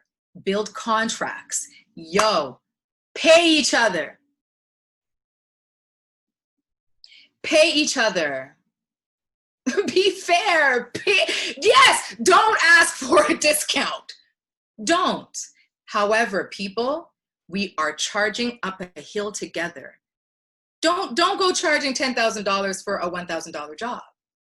Okay, be honest, be respectful, and be honest with each other and say, hey, I'm a grassroots organization. You are coming up. We're both coming up together. I might have a little bit higher of a stature than you. We can leverage all day. Leverage means you have something that is amazing and you want something else. You're going to use this to get that somehow. That's leveraging. These are the life skills that we need to know about, that we don't get educated on. This is how we get ahead. White people leverage. They leverage power. We have power. We have too many Black superstars, too many Black people with lots of money. We have the power, we got the money, we got the means. What the are we going to do now? Where are our Black banks? How many Black banks do we have here in Canada? You want us to trust TD. TD is a great bank. I'm with TD. I friggin' love TD. However, I would love the Black TD a lot better, even if their fees were 5 cents more, because I'm going to invest in them, because they're going to turn around and we're going to be a Black community investing into each other. You know that Black program about teaching youth how to budget and work with money in dance, so that when you become a professional dancer, you actually know how to save money and how to be a professional dancer, not a sole proprietor. Woo! All this good stuff. We need to learn all that. Yeah, Black Bank, make a community fund. All banks have it, community funds. You go and you apply and you get that $500 to $1,000 grant and do your community event. Whoa! Gems upon gems we got here, baby. We have the means. The problem is we need some sort of central brokerage that is going to preach the true word and not covet the information for themselves. Shh, what's that? There's a grant out there for $10,000? Ooh, don't tell nobody. Ooh, keep that for yourself. Nah, stop it. Stop it. Let the best Black man or woman live and win. Black women, let me talk to you for a second. Have I encountered systemic racism my entire MF life? Have I encountered fascist racism? Yeah. Hold your head up. It's a tough road being a Black woman. It's not going to be easy. You are going to have to bark back and people might call you a bitch. That's okay. Be the boss bitch. Be a boss bitch. Everybody, what I need y'all to know is that I'm here for y'all. I'm very quiet. Miss Claudette, I agree with you about the whole making a statement. With George Floyd, I waited a few days to make a statement because, like I said, to me, talk is cheap. Talk is cheap without action. Learn to be goal-oriented and results-driven. Don't just create a goal with no end. Anyone can do that. Babies do that every day. They wake up, there's your goal. Get up. They did it. What is going to be the result? What is going to drive you there? So I have a bunch of books here. This is the perfect time to get off your screen and get reading. The Purpose-Driven Life. Amazing. If you don't have purpose in your life, read this book. It helps direct you. You have to have purpose. If we're doing all this Black Lives Matter and justice for George Floyd and Regis, Miss Paquette and everybody, we need to understand how to do it. Talking for 5 minutes is not good if nothing important is said. Learn the elevator pitch. When you get into an elevator or you get into a meeting, this is what it's about. When you get into a meeting, people don't talk, or an elevator, people don't talk long. Hey, how you doing? Yep, that's great. Here's your book. Now, you get in an elevator, quick. Same thing, when you need something from someone, elevator pitch. Hey, so say the idea, say something, but don't talk for 5 minutes. Go get what you need and bring it back. The reason I say that is it'll help get to purpose quicker. Next book. If you don't think that we are in a mother war, you crazy. You crazy. This is a hard read. I've had this for like many years and I still can't get through it. I read chapter by chapter, moment by moment, and then I drop it. There's a bunch of photos out there showing how people in Asia, when they get bricks, like the bricks that were dumped in the driveway for people to use during the George Floyd protest on windows by the police. Okay, when you get them bricks, don't throw it in a window, put it on a floor. Stack them bricks like this and one on top. Put them everywhere. What car is gonna get through that? What truck, what car, police vehicles getting through that? None. Use your brain. Don't just act. Learn the art of war. Pick up a book. Find a good mentor. You want to make money? You want to make money? Learn how millionaires keep their money. They're cheap. They're very cheap. They're frugal.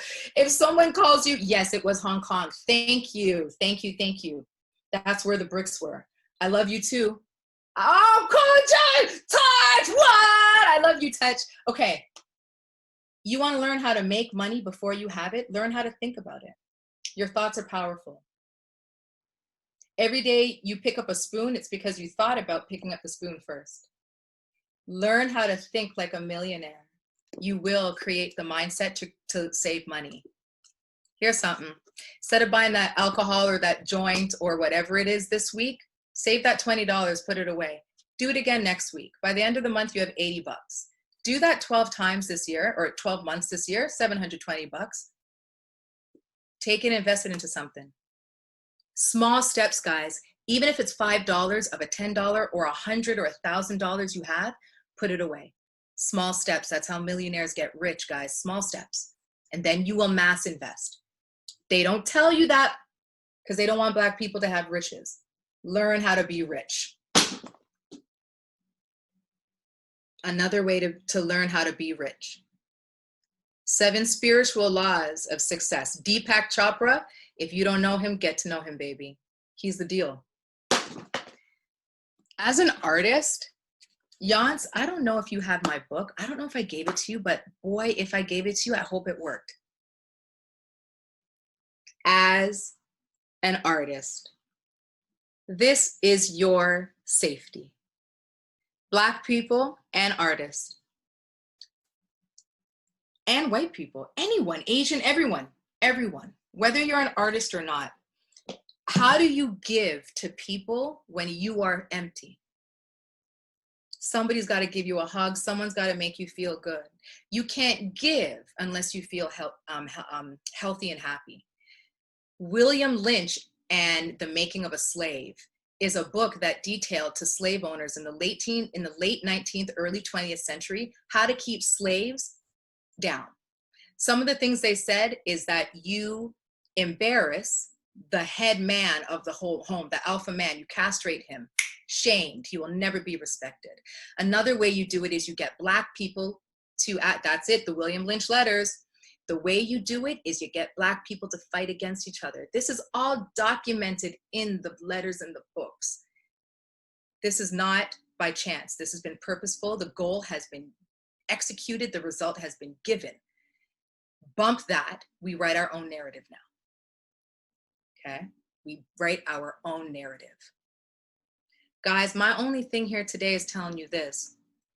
I have been knocked down too many times to even get up. I have been punched so many times, my face looks like a bruised white person, red. But at the end of the day, I wake up Black, and this is who I am. I'm not running from it, I'm embracing it. Sometimes you will have to take the high road. Sometimes you will have to bite your tongue just till tomorrow to get ahead. Sometimes you gotta play the game. But when you don't need to play the game, speak up. Say everything you need to say without fear and without regret, without apology. We don't apologize. We don't need to apologize for systemic racism against us. Remember that. I don't know how much time I have. I could talk all day, but man, I'm here for y'all. Black people in Canada, we need to look at how we collaborate. We need to collaborate. Thank you, Safa. Thank you. We need to collaborate. Okay? We need to get together. We need to do business together. We need to pay each other, make money together, and be fair. Write contracts if you have to. Keep it fair. Keep it legal. Keep it amazing. But collaborate. Collaborate. I'm here for y'all whenever you guys want. I'm just going to type my email in the chat.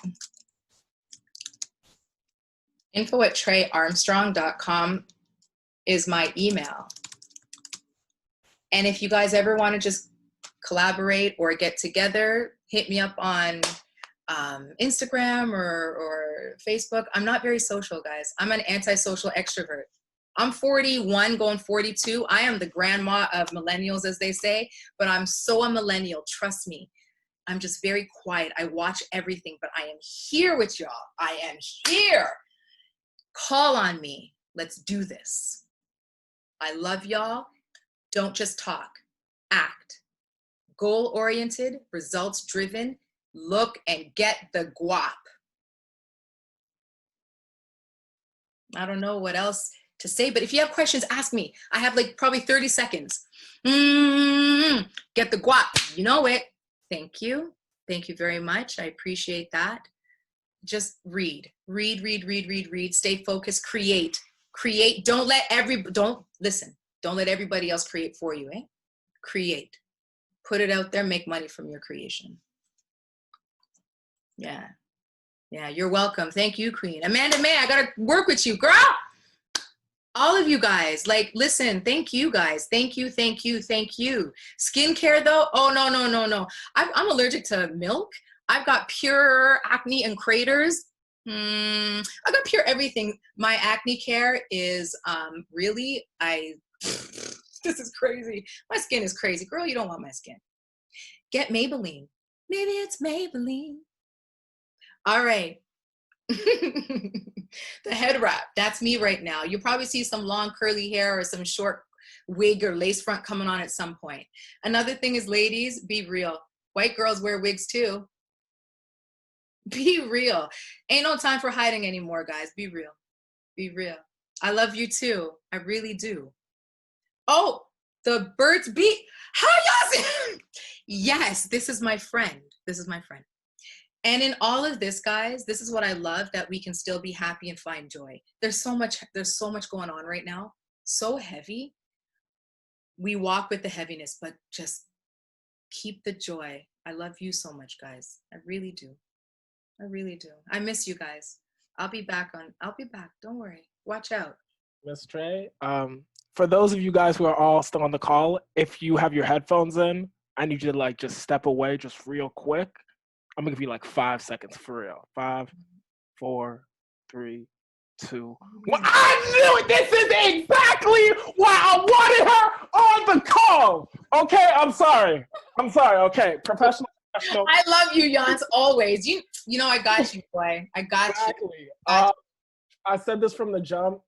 This is my old studio teacher. A new day. And what? No way. We in making this together, we were coming up with people we wanted to have. You were like the first person that came to my mind. I'm like, yo, I am here in the dance community because of you. I have learned so much because of you, and I'm trying to pass on that knowledge. And if I don't, then I'm passing on the resources. So thank you so much for being this. Guys, she wasn't just, saying that for like, she's probably gonna be back. She's probably gonna be back. We'll work on that. Are you guys looking? This is how we're working today. Armpit sweat. Don't be afraid. Listen, I've been sweating the whole time. It's real. It is what it is. But thank you so much. Thank you so much, guys. For those of you still listening, a lot of the books that she did talk to us about today, we will be including that in our Google document with more resources on what you can do as an ally and where you can go to learn more. So if you didn't get it, we will be posting that on our IG. Do not worry. Ms. Tré, thank you so much. I love you, Yohance. All day. Next up, we are going to be having, I'm sorry guys, I'm trying to speak right now. I'm so amped. She really, see, this is why we have these conversations, guys. This is exactly why. Yes, it is hard. Yes, people are gonna feel uncomfortable, but these are things we gotta hear. Like, that's really what it is and what it comes down to. And that's what GUESThouse is about, and that's why things like this exist. Whew, okay, I've been giving myself time to calm down, because I hope you guys are amped, because I'm sorry. Okay, next up we have a guy who was here from earlier, before we even started the call. He is a choreographer and teacher, and currently he's in Shanghai, China. Before we got on the call, he was telling me how he hasn't been back to Canada, hasn't been home in 8 years. This guy's just been traveling. So he's gonna be coming from an international perspective on what's going on. He's also gonna talk about his environment in China and how that's been working. So forgive me, because I'm the one who now needs to add him in. So just give me 2 seconds, guys. This would be the perfect time for me to start singing. Some of my friends have been like, oh my goodness, Yohance, you need to start singing. That's not gonna happen. I just wanted to throw that out there to get y'all mad. No, sorry. Safa, I know you can't hear, well, you can. I am not seeing him in the panelist list. That, or I'm blind. So if you could just. You make me a co-host again, please. La la la la la la la. Wait a minute. It is saying I can. Oh, wait a minute. It is not saying that I can make you a co-host. It's saying I can make you a host or change your role to an attendee. Just give me all the power, please. Oh, yep, take it.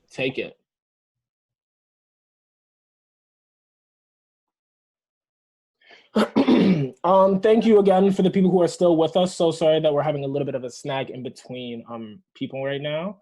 I wanted to remind everyone that it's nearing hard. Okay. Please continue to help us stay in this conversation. It's super engaging, and I love the energy, and I don't want this to stop. Yeah, thank you. My video. You have to click my video, bro. I see. No, it's not. What entire nation? See, this is why I don't mess with Zoom. Thank you for everything you've done. Zoom is complicated. Skype. Let's see this. Or I'll get you guys educated on WeChat. You should be good to go. No, Saf, I think you still have the power as host, so I think you have to do it, because I don't believe I still have host powers. By the way, Tré, I love you. Thank you so much. I love you too, baby. You're welcome. Thank you so much. You're actually amazing. I wish we were all together to speak in a circle. It's kind of weird. I had so many topics to talk about, but everyone, pretty much my people covered it. And it's just it's amazing how everyone had their own their own view on it. So it was just amazing. Thank you so much for giving insight, Tré, really. Nick, I think you're able to turn it on now. See? All right, let me see. Oop, that's not me. There you go. Okay, awesome, Hey. awesome. All right, I'm gonna let you take it away, man. I know you've been waiting a while, so. Yeah, it's 9 a.m. and I haven't slept properly yet. So if I'm a little bit like draggy, guys, it's all good. First of all, shout out to all the speakers so far. It's been amazing. It's hard to put in words. I'm alone in Asia right now for this movement, and it's wrong. I've been emotional all week. I hate it. I hate that I'm not in Canada or in America right now to be with my people for this movement, but this is what I can do to give back. So I wanted to cover some topics that I feel that is necessary as a traveling Black man or traveling Black woman or trans man, doesn't matter, Black, in Asia or in China. So basically, I just want to cover some.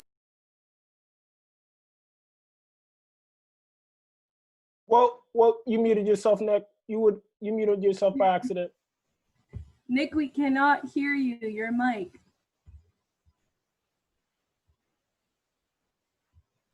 Technology, am I right, guys? We love Zoom, don't we? It's an amazing place. Things I've grown to love have been Sesame Street, the Family Channel, Disney Channel. Hold on. I'm trying to unmute him.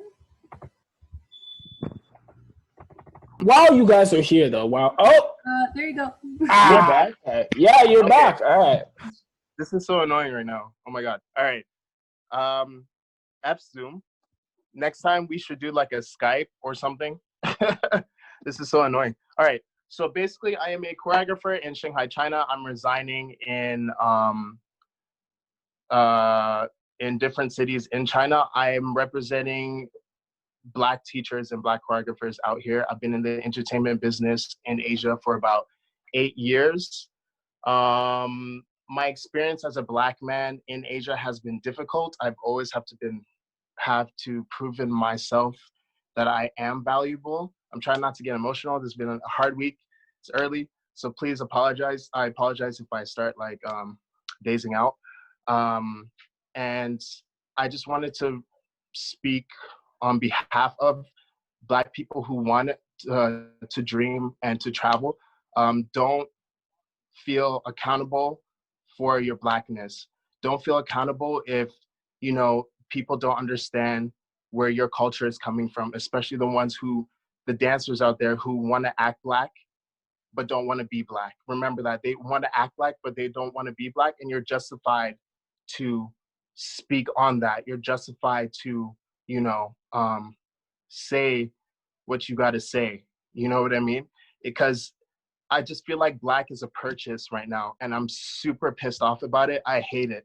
I hate that Black is just a purchase, meaning that if I have a non-Black friend or a non-racial friend take my class and they do the Dougie, they're justified to say nigga, or they're justified to be like, hey, can I touch your hair? Can I touch your hair? Because, I don't have that type of hair. You don't do that, okay? You don't do that. If you call me your friend, you call me your ally, all week I've been seeing true colors. This pandemic has been calling out the people who I called close to, who are my friends, who said that I'm your brother, I'm your ride and die. And then all of a sudden, sorry guys, I'm getting emotional because it really pisses me off that you don't see our pain for these years. You don't see it. And I've lost so many good friends this week. My family, my cousins have been fighting for this for years. My cousin's in the hospital right now. And I'm tired of this. I'm tired of fighting. I'm so tired. I love all people. Sorry guys, but I don't care. I love all people. I'm sick and tired of fighting because I'm different and I'm Black and I'm proud of it. And then my Black people, my Black community, y'all need to wake the fuck up and be together. You guys need to wake the fuck up and be together. We've been through this shit all the time. I've been disowned by my own people, my own skin color, okay? My brothers who I thought I would thrive with outside the international game in London. I'm excited. I'm new. I have no friends. I'm learning. I'm new. I'm like 22 or something like that. I don't remember how old I was. I had a dream. I had a dream to be a professional dancer in London. You know what I mean? And I was living out there. I was taking classes. I was hustling. I was doing auditions. And I meet, all kinds of people from all types of life. And connecting with my Black people was like primary for me because, we're always oppressed. Everywhere we go, the system only works for one people, you know what I mean, one person. And it's like the system only works for one person, and people don't like that we say that because it's been a habit of years. It's been like that for years, right? So now that we're calling it out on, and people who are getting offended right now who are not like non-Black or non-white, I don't need to apologize, but just do your research on your own history, yeah? Do your research on your own history about where nigger comes from. We didn't make that, yeah? We've been trying to starve. We're trying to starve racism, yeah? Racism needs to be alone. We've been trying to do that. So if you're feeling offended, don't be offended. Just do your research, get educated, yeah? So I'm in London, off topic a bit. I'm in London. I'm speaking with my own people that look like me, that talk like me, with a more accent, a more cheerio accent, yeah. And I'm trying to connect with them, and they just see me. They just see me as a threat. They see me as competition. And I understand that our people has been oppressed for so long. We've been oppressed for so long that the system makes us. We were made like that. I forget who brought that up. I think Amanda brought that up, and about like how we've been so used to the slave house owners and then the field slaves, right? And we're so into that kind of groove that we don't even realize that we're still in it till this day. We're still slaves to the old system that we're free about, right? We're not, and that's why we're not working together. That's why we're not shaking each other's hands. We're not, and I get so disappointed because I'm about my people. How am I supposed to rep about my people if my people don't even want to collaborate with me, or if my people don't even want to, mess with me completely, and life-wise, dance-wise, network-wise, whatever, and don't get me wrong, a shady person for networking in the dance community, that's another thing, but we're talking about blacks right now. You guys know what I mean. And all walks of life, doesn't matter what color, there's shady people everywhere, right? But for me, I really always wanted to connect with my people. And it's so freaking hard when you do that, when you travel for some reason. Yes, okay, they always check my passport when I going to the airport every time. They're always like, oh, a Black man. And my last name's Owusu. I'm Canadian I say Canadian because my mom's Canadian, Jamaican. Canadian and Ghana. My father's from Ghana. So I'm a mix of African and Jamaican, yeah? And, at the passport, they're always, oh, your last name's Owusu. Can we check your bags? Yeah, the system, typical white system racism, yeah? Typical.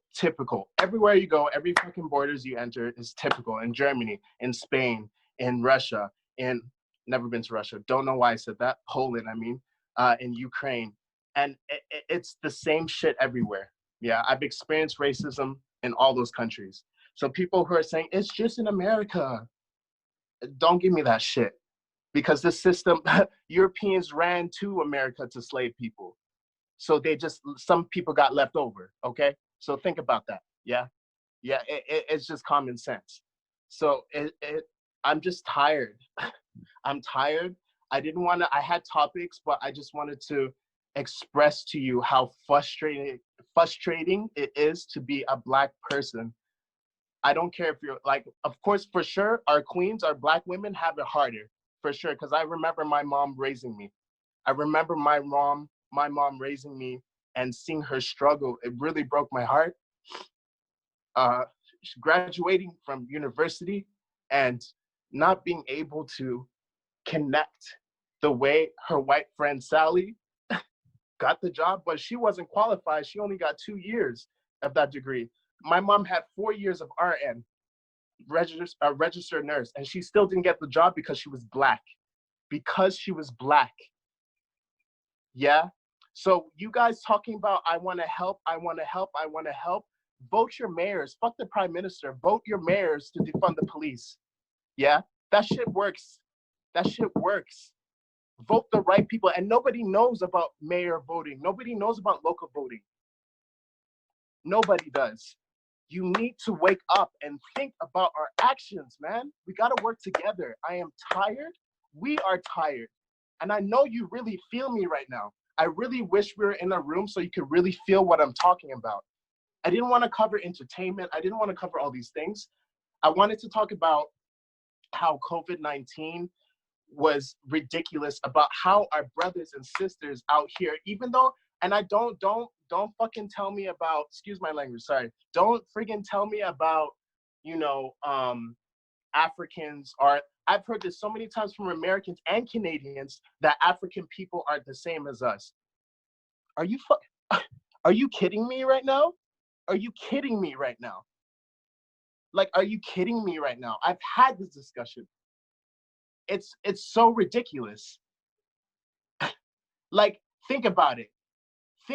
I don't even want to like detail like, oh, we were brought there. We as Black people don't need to justify, like, I don't need to tell you that as another Black person talking to my Black people right now. I don't need to tell you that. You know what I mean? We are the same family. And I don't understand why people don't get that. The things they went through at COVID-19 in China. This is an example. I'm going to tell you the story. Because people only think racism comes from America. People only think racism comes, during COVID-19, right? So February, it got canceled. Pretty much, February got canceled. I couldn't go anywhere. I wanted to go to Poland to take some classes, some training. An amazing teacher was telling me she was teaching there, and like I wanted to take Tony Czar's class. Everyone knows Tony Czar, and I was like, I'm super down. He hit me up. He's like, yeah, I'm going to Poland. Come, of course, I'm down. I want to go to Poland, dance, train, whatever. Right? Got canceled. COVID-19 got canceled. It's like, oh shit, try again. 2 tickets, 3 tickets later, awesome. So China had their Chinese holiday. China left, COVID-19 started. The whole virus thing, right? I don't want to point fingers. I'm not focusing on that. I'm focusing on my people. So the virus started, blah, blah, blah. Can't go anywhere. I'm stuck in China. Okay, cool. I'm just going to keep working. I have a contract for a show here. I was like, okay, I'm going to choreograph. I'm going to do castings to find some dancers, which they always want white dancers or lighter. That's another thing. I think Amanda covered that.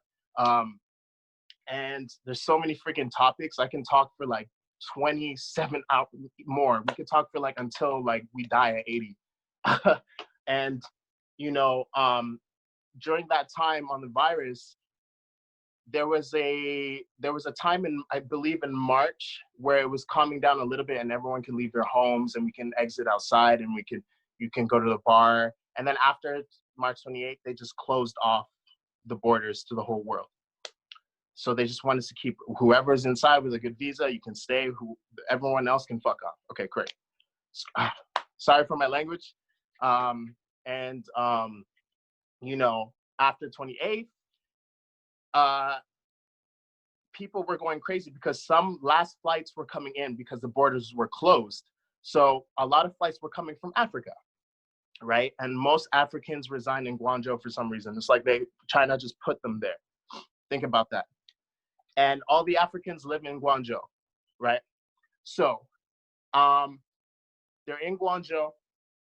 And sorry, I'm trying not to get too emotional. I'm trying to get my truth out. Whew. All right. I said I wasn't gonna cry. Okay. And you know, we're all there. We're all in Guangzhou. I went to Guangzhou to do a contract, whatever, and I left to go to Shanghai. Literally 3 days later, I'm reading and seeing some news saying like Africans have been blamed for bringing the virus because they were trying to close down the virus and they didn't want more massive spread about the virus, right? and which makes sense, but they weren't focusing on the white Germans that came in. They weren't focusing on the Russian Germans, the Russian people that came in. They weren't, everyone who was like white they were okay, or Asian, they were okay, right? Just the Africans. So there was a new law from every police, Africans with families, people who were paying their rent had to leave their apartment. They had to leave their apartment. They had to get out their apartment because they were blamed for spreading more of the virus. And Africa has been proven that COVID-19 was not spreading in Africa, because since Black people are so oppressed, nobody wants to visit Africa. They just think they all live in huts and shit, right? So how did the virus spread there, right? They only had 2 cases, and literally two weeks later, it was clean. So they just literally, the truth is they wanted to blame Black people. So there were Africans living on the streets for 2 weeks. We couldn't visit a McDonald's. I say we because they're my brothers and sisters. They couldn't go to any stores. There were cheap signs saying no Black people. There were signs saying, and the McDonald's sign was saying, at this moment, COVID-19 was spreading, and they did not want to spread the virus further, especially amongst Black people. You cannot enter. Here's a number where you can call. And every time you call the number, especially in internationally China, they don't give a fuck, and they don't talk to you. They don't try to, interpretate anything. They don't have a translator, nothing. But they'll bring a German translator, they'll bring a Russian translator, they'll bring an Italian translator, they'll bring a Spain translator. You see what I mean? Do you understand? Do you understand what's happening right now? The system reached all the way in China. China has to be their own system. People think China's their own system, but this white privileged system is everywhere. Everywhere. I'm telling you, for my 8 years of traveling, I have been oppressed. My brothers and sisters have been oppressed. Do you understand how deep that is? Yes, America's the heart of it. America's the media land. America's Hollywood, right? All these fake people with the fake noses and shit. So that's why you hear about it so soon. But this is everywhere. So this is why I'm saying, so if you really want to be my ally, if you really want to be my ally and really push for my people, I don't care if they're from Africa. I don't care if they're transgender. I don't care. They're Black. If you really want to fight for my brothers and sisters right now, do not say I'm not a racist. We've already talked about that in the chat. We've already talked about it. I'm not going to cover it again. You know what I mean? And it's just like, you got to check yourself, man, because we're tired of giving out education. Okay? They were on the street starving. There was no fundraiser. And you know how we found out? Through WeChat. Through WeChat. Everything was founded on WeChat. Everything. And WeChat's not a news report. China didn't cover the media. They've been lying like, no, we're not. I saw, and I'm using China as an example right now to give you an idea of what's been happening for years. Small racism, big racism, especially, don't get me wrong, in Ottawa's racist as hell. My first big racism threatened my life. My life was threatened in Ottawa after walking from my dance class. I was like 17 years old. Barhaven. If you guys know Barhaven, Mother Teresa, oh my goodness. All the veterans that live out there. Okay? So it's like all these, I can go on for it. You guys get the point. I could keep going on with the details of the story. I could keep telling you about how we made a fundraiser and stuff like that. And it doesn't matter, because this is a worldwide problem. And if you keep screaming defund the police and you're not about it, if you keep screaming like Black Lives Matters and you're not about it, and if you keep saying like, oh, but my friend is Black, of course I'm not racist, you're part of the problem. You're part of the problem. You need to call yourself out on it. Okay? You have to call yourself out on it. Please. It's like I don't even have to say please. I don't have to, because you know what's happening. You guys know. Everybody knows. But they don't want to speak on it. Everybody knows. You know, the Nicole Kirkland saying nigga, when every time her boyfriend got mad, I don't care what stature you are on Instagram, that was wrong. Okay? The I can say so many white dancers that feel privileged to use that word that pisses me off. I don't care how good I don't care. You could out-groove the shit out of me, but guess where that groove came from? Me. Yeah, me. That groove came from my sister, my brothers that died on this land. So check yourself before you tell me, when I call you out saying the N-word. It's so disrespectful. It's so disrespectful. And then you call yourself a dancer? You call yourself a dancer in the hip-hop community. I'm done, man. We are tired. Vote your mayors to defund the police. I don't care about the prime minister. Stop focusing, he's the puppet. Focus on the mayor to destroy the system so people can live. It's a huge step. That's why Tré was talking about the whole funding for the Black people. It's like, how did I know about that here in Shanghai, but you didn't? Try and do better for your own community, my Black people, and non-Blacks and whites, you need to speak up. You have to. If you're Dougieing in your classes at Zoom, if you're grooving, if you're giving me any afro, if I see you doing any type of afro, I'm gonna call you out. And if you don't get it, you're the problem. Listen to us. Listen to Black people right now. Listen. Listen, please. I'm done. Thank you, guys.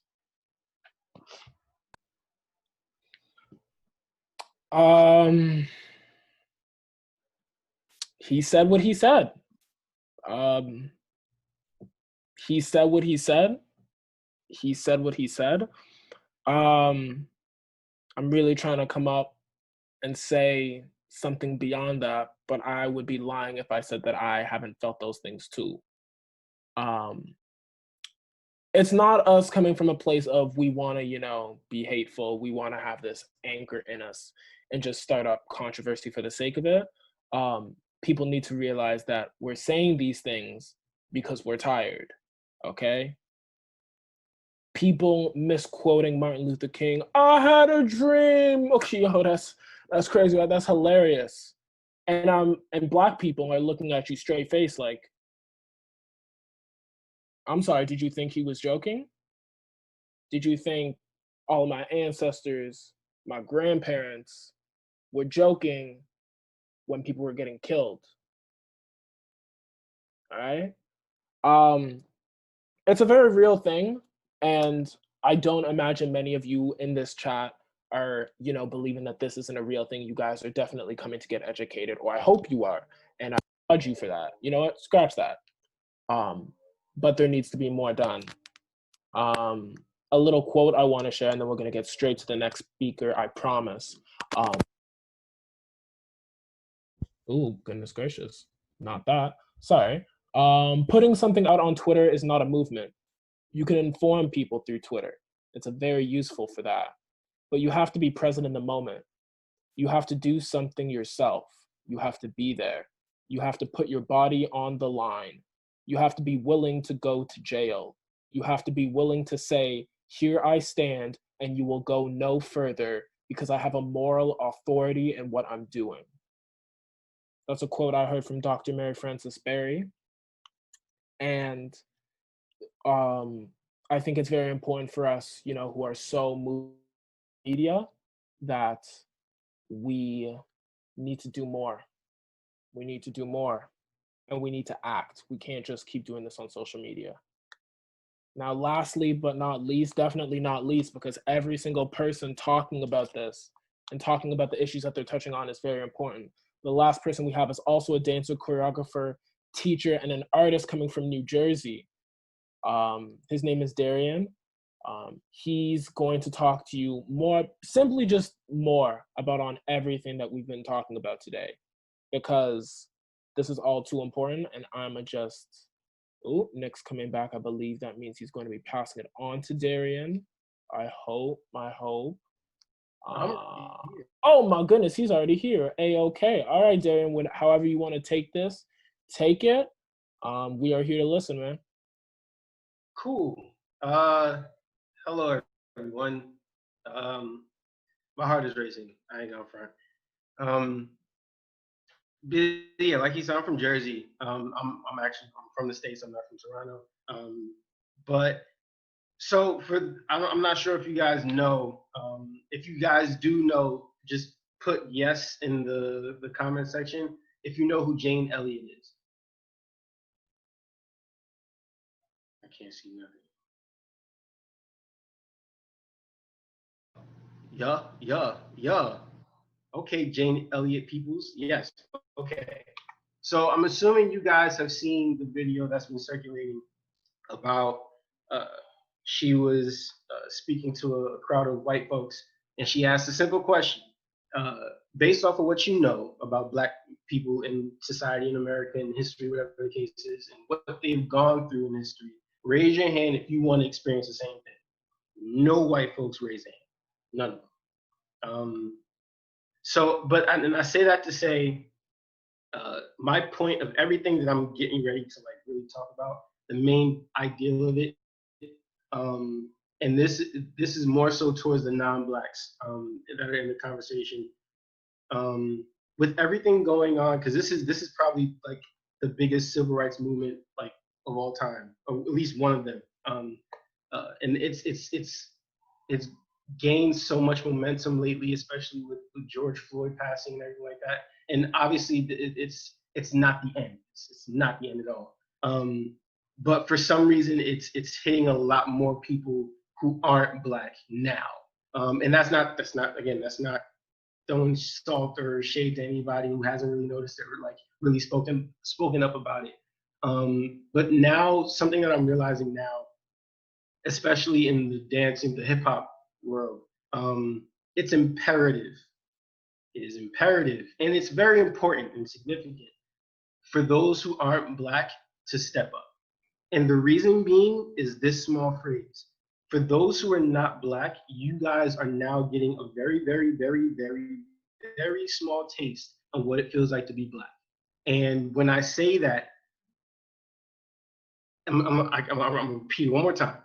For those who are not Black, right now in this major social media and world civil rights movement that's occurring right now in our entire globe, you are now like have like a really, really small like peephole and experience into what it's like to be Black.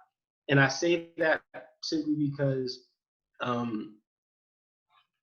I can walk the streets every day, or somebody who's not Black can walk the streets every day. Somebody who has Twitter, Instagram, or Facebook, whatever the case is, can share a post or share a tweet, whatever the case is, and whatever you're doing to benefit in this social media, the civil rights movement.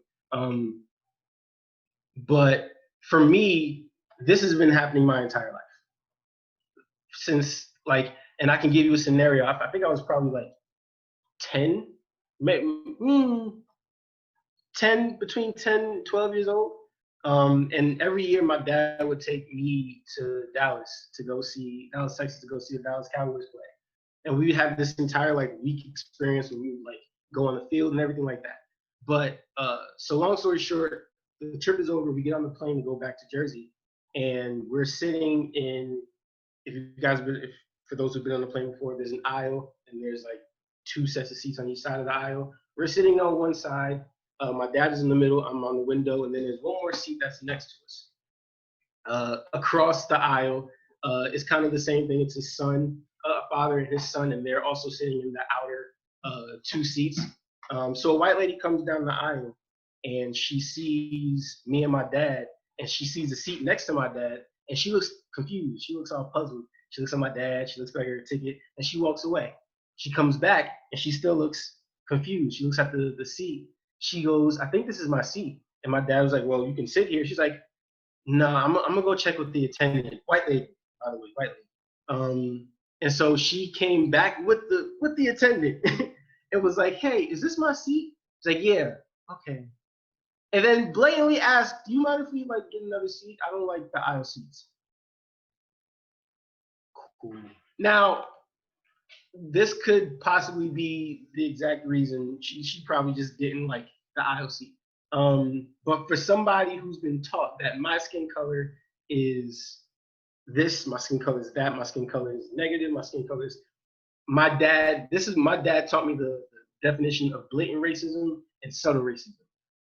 He asked me, he's like, you know what blatant racism is? Like, no, that was blatant racism. But just so I say that to say I've been I've been Black my entire life. I've known I've experienced the woman clutching her purse on the elevator joint. I've experienced people walking away from me and like straying away from me because of my skin color. I've experienced those struggles. So for those who aren't Black, and even put me aside, from the older civil rights era, back in like the early 1900s, early to mid 1900s, Black folks endured so much: sit-ins, protests, getting beat by police, even though it's currently happening now. Slavery. We've been through before civil rights, Jim Crow era. We've experienced so much shit. Excuse my French. We've experienced so much shit, and we've had to be Black in the process. AKA, we've had to protest, and not because we necessarily had a choice, but we're Black. We have to fight for our people. We protest. We did sit-ins. We fought for different types of people in our communities. And so when I tell people who aren't Black, the phrase of you guys are getting like a little hint of what it feels like to be Black. You guys are now enduring that struggle. Blacks, our ancestors, our brothers and sisters, our grandmothers, our great-great-grandmothers, our great-great-grandfathers had to endure back then. And now it's gotten to a point where and this is why I understand a lot of people, because right now I'm at the point in my life, especially now, I'm at this point now where if you want to loot, if you want to scream, if you want to trash something, if you want to do something peaceful, do something peaceful. I'm at this point now where I want you to feel exactly how you're feeling. I don't give a fuck. If you have to, again, excuse my French, if you have to punch something, if you have to, I want you to express wholeheartedly how you feel. So with non-Blacks, you guys are now in that movement. You guys are fighting for your people, and not the Asian community, not the white community, not the Spanish community. You're fighting for the Black lives of America, of the world. You're fighting for the Black lives of the world. So it's for the first time, actually, and it's funny because it's funny that this is happening, because today was the first time I actually legit cried about everything that's been going on. Just simply because as a Black man living in America, I want to be the strongest person I can be, obviously. And I'm currently in this gray area where I feel as though I want to say more, I want to do more, but I'm tired. But at the same time, I'm so tired to a point where I don't want to let my people down. But at the same time, I'm currently in Florida right now, and obviously there's I don't know people, but I can't help but look across my shoulder sometimes, especially because I'm down here with I call him my brother, and he's also he's Black. So I can't help but to feel protective over him and over me. So I'm literally currently in this gray area where I'm scrolling up and down Instagram and Facebook, and I'm seeing all these different posts, seeing everybody sharing things and seeing everybody post things and stuff like that, it's a beautiful thing, but it's a stressful thing. It's tiring. It's draining. It's overwhelming, especially simply because I don't want to see all this death. And that's I don't want to see all this death. I don't want to see and that's one reason why I'm tired. I don't want to see all the death. I don't want to see. I'm tired of seeing like people. I'm tired of seeing death. That's it. And especially more so to my people. I'm tired of seeing it. But the second reason why I'm so tired, and homeboy Nick Todd said this, but and this goes back to my initial phrase about being black, or like how now you guys know how it feels to be black. It's not. I'm not gonna sit here and say it's not my job, but I will say, as somebody, and with that statement in mind, knowing that as a non-black person, knowing that you are in this civil rights movement, and knowing that you have this small taste of what it feels like to be black in America, or just a black person in general, you now have that responsibility to do the research. You have that responsibility to educate yourself. You have that you now have this responsibility to do what's best for the human race, to do what's best for what you think is going to make this entire world, this entire nation, this entire country more educated and better than it was before everything occurred. I'm a sole believer that history repeats itself. So I do believe that obviously change is going to happen overnight. But as somebody who, like, literally everybody who is on social media is in the civil rights movement. I don't care. I don't care if you have shared something. I don't care if you haven't shared anything. If you are on social media, if you are living in this current age, if you have black friends, if you know somebody who's black, whatever the case is, you are currently in the civil rights movement. And because of that, you need to educate yourself. Go online, watch documentaries. I know I'm a big movie guy. Like I love movies and documentaries. Like I'm not too much of a reader, but I watch a lot of documentaries and movies. And one documentary that basically, if you really want to get to like the nitty gritty of shit, one documentary that I recommend is called The 13th. If you haven't watched, I know Canadian Netflix is different than US Netflix, so I'm not sure if Canadian Netflix has it. But The 13th is one of the most informal documentaries I've seen ever. It's like a 2-hour documentary.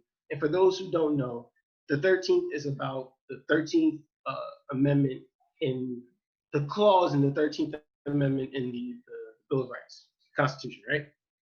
And the clause is basically saying all slavery is abolished unless all slavery is abolished unless you are a prisoner of the state. So which this explains mass incarceration, this explains war on drugs, this explains stop and frisk, this explains 3 strikes you're out, this explains the Ronald Reagan era, this explains the Rodney King. For those who don't know who Rodney King, he was an innocent black man who was stopped at a traffic light or stopped by the police in 1992, and he was beaten to death by a bunch of cops. This also caused the 92 LA riots, where people, and honestly what's going on now in Minneapolis, and people taking shit from Target and stuff like that, this is essentially another way of looking at those 92 riots. People were angry, people were pissed, people were like confused, people were fucking like running all over the place. They ain't know what to do. You killed it. And this was probably one of the first times somebody who looked like me was televised put on TV with a bunch of white cops beating me.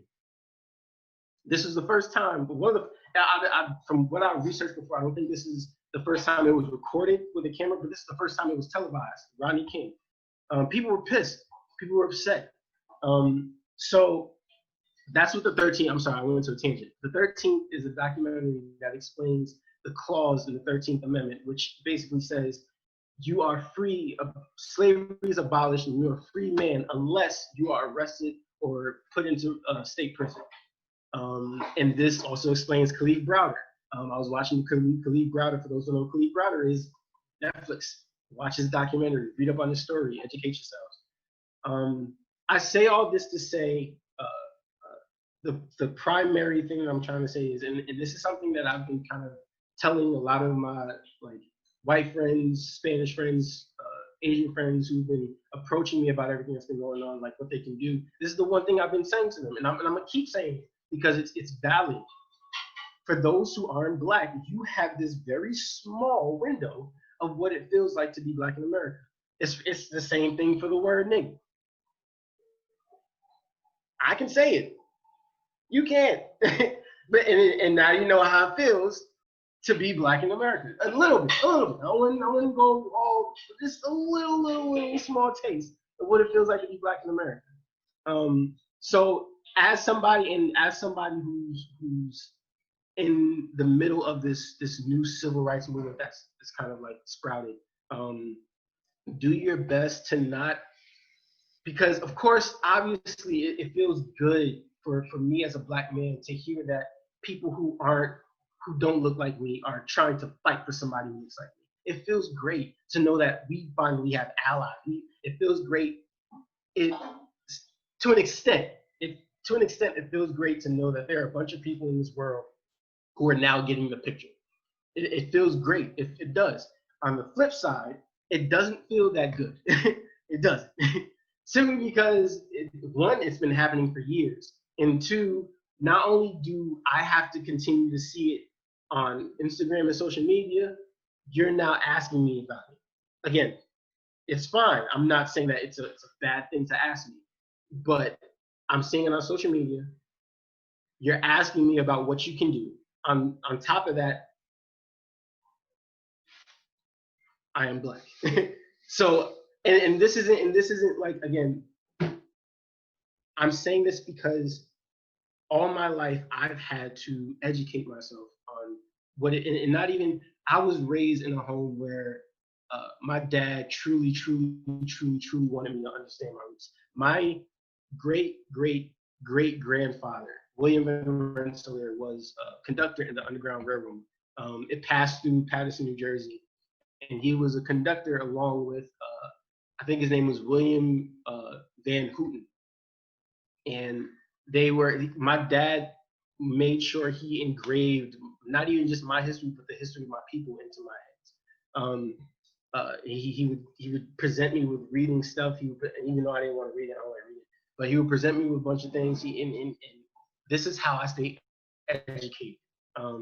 Now, aside from that, when I got older and I started understanding a lot more of what my dad was teaching when I was a kid, I actually did the research. Thank God for Netflix, because I love movies. And so I started watching documentaries. That's where the TV is. That's what I'm playing that way.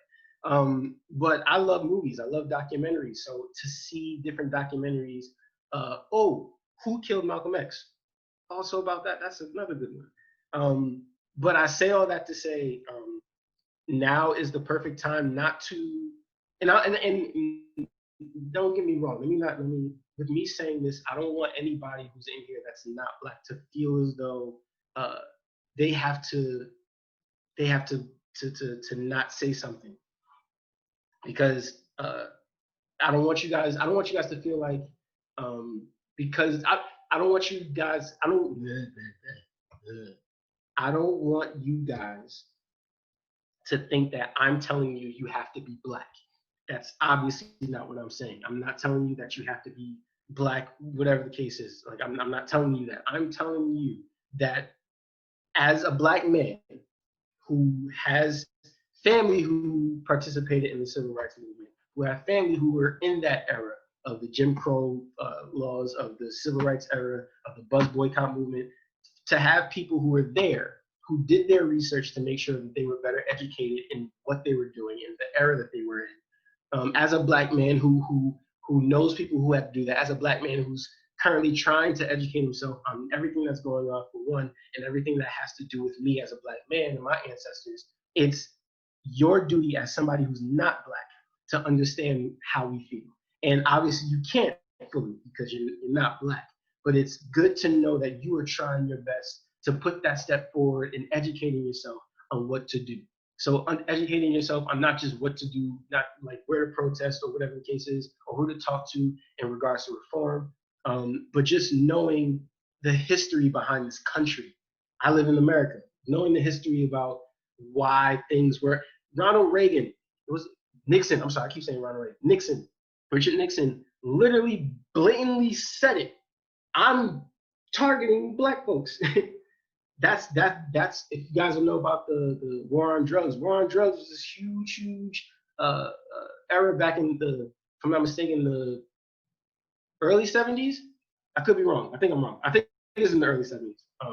But Nixon was the president, and he issued war on drugs, which basically war on drugs and stop and frisk, which basically cracked down on the low-income neighborhoods. And low-income neighborhoods obviously had Black folks, they had Latino folks, and he basically charged them with these crazy charges for having like an ounce of weed on them. So these people, and this is what caused mass incarceration. This is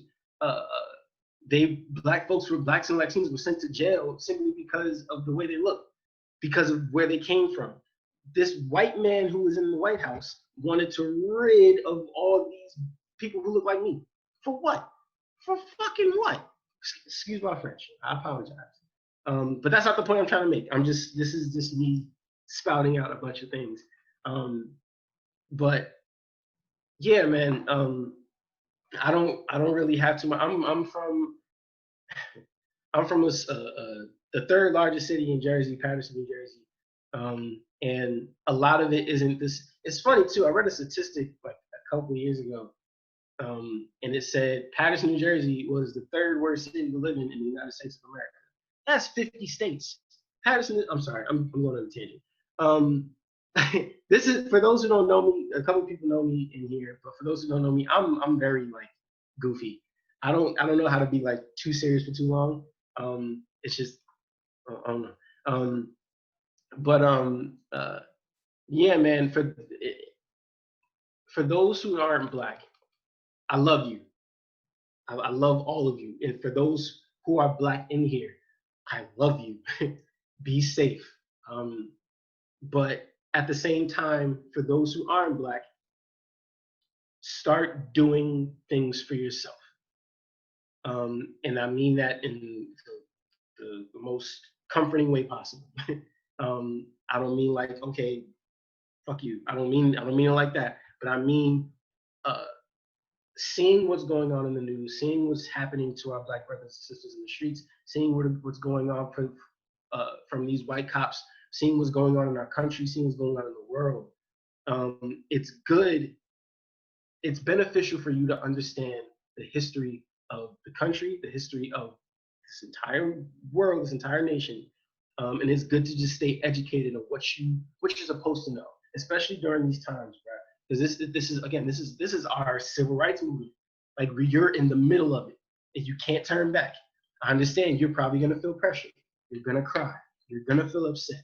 You are going to feel judged upon by your Black friends. It's cool. You're going to feel nervous. You're going to feel anxious. But that one little, and I will tell you this, in those moments where you feel like, because I understand it. Again, what I said before, I'm in this gray area where I'm tired, and I'm tired of speaking my mind all the time about Black issues. I'm tired of trying to educate my non-Black people, whatever. But at the same time, I can't let my people down. I can't stay silent. I cannot. And this is one of the reasons why I agreed to do this. I'm tired. And on top of that, I'm in Florida. I'm not home. So the fact that I had to hear about everything, I'm tired as fuck. Excuse my French again. No, I'm just gonna curse. I'm not gonna apologize. I apologize for any curse words I say from here on out. But I'm tired, and I'm in this gray area. So knowing that not just me, there's probably another dude like Tama was probably in this gray area. Amanda's probably in this gray area. All my Black brothers and sisters who are on this call are probably in this gray area. So instead of trying to figure out what you need to do as a non-Black member of society to help Black folks, you have to step up. You have to. It's and especially for my hip hop people who are in the hip hop realm. I hope y'all realize, I hope y'all know that hip hop, urban choreography. That all encompasses hip hop. And hip hop started with Blacks and Latinos in the 70s. So you wouldn't be dancing the way you do. The Nenes, the Dougies, all of that came from Black folks. Again, I'm goofy as shit. I'm just goofy. But I mean what I'm saying on the inside. This is just the exterior. Yeah, man, now that we're in this civil rights movement, now is the perfect time for you to educate yourself. Just watch. I will put a list of movies in the chat for you guys to watch, because I really want you to watch them, because they will help. But yeah, no, I'm tired, and everybody's tired. I get it, but the fight's not over, and we can't stop fighting. And that's how it feels to be Black in America. That's how it feels to be Black in the world. We're tired. We're tired of seeing so many people arrested and shot down for no fucking reason. We're tired of it, but we can't stop. Want to know why? Because that's my brother. That's my sister who's done it. That's a person, a part of the human race. And again, it's a human thing now. It's not even just a race thing. It's not Black versus white. It's a human thing. But you have to acknowledge the systematic issues that are going on in this world, in this country, so you can better understand what's going on now. And once you have a better understanding of then and have a better understanding of now, then you'll know exactly what you need. I promise you. Once you understand why things are the way they are now, once you understand that literally there is a system set up against Black people in America. Once you understand that there's a system to how they make Black people feel less than. Once you understand that system and understand where it came from, why it was there, why did white people decide to do this, whatever the case is, then you'll understand why it's so imperative as somebody who's not Black to do what they have to do now. Okay. I haven't, yes, the GOAT. I'm not the GOAT. I'm looking at all the Birth of a Nation. Yes, whoever said Birth of a Nation is a good movie. And not the Birth of a Nation that came out like in the 2000s with about Nat Turner and the Revolt. I'm talking about Birth of a Nation that glorified the KKK. That the black and white film. The original, yes, the original Birth of a Nation. Birth of a Nation was a film that basically glorified white people, and it made Black folks to look as, it made Black people as these savages. The story is basically about this Black guy. It was a white guy dressed up in blackface, and he rapes this girl, and then kills her, whatever the case is. And then the KKK are the heroes of the movie, and they try to hunt this dude down. But that's the Birth of a Nation, essentially the story on the Birth of a Nation. So that's another good thing. Look that up. But yeah, Roots too. Roots. I haven't watched all of Roots. I've watched a lot of Roots, but I haven't watched all of Roots. That's my fault. Know your roots. But yeah, no, that's honestly all I have to say. Just if I had to sum up everything, you guys are in the middle of a new civil rights movement. So now is the perfect time to build your arsenal. Build your arsenal for yourself, build your arsenal for me, build your arsenal for the rest of your Black friends, build your arsenal for hip hop. And especially hip hop.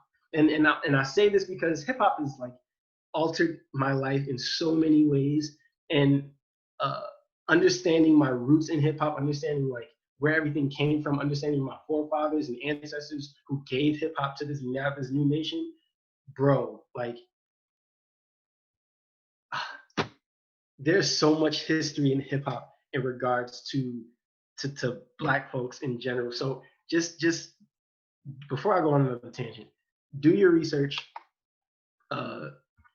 build your arsenal up so you know exactly what to do in these like crazy times. And I get it, it's gonna be hard, it's gonna be pressuring, it's gonna be tiresome. But this is what you signed up for. For those who speak in Ebonics, for those who have the colloquialisms as Amanda May was talking about before, for those who use those slang words, this is for those who dress up like us, with big ass hoop earrings with the names in it, whatever the fuck, baggy clothes.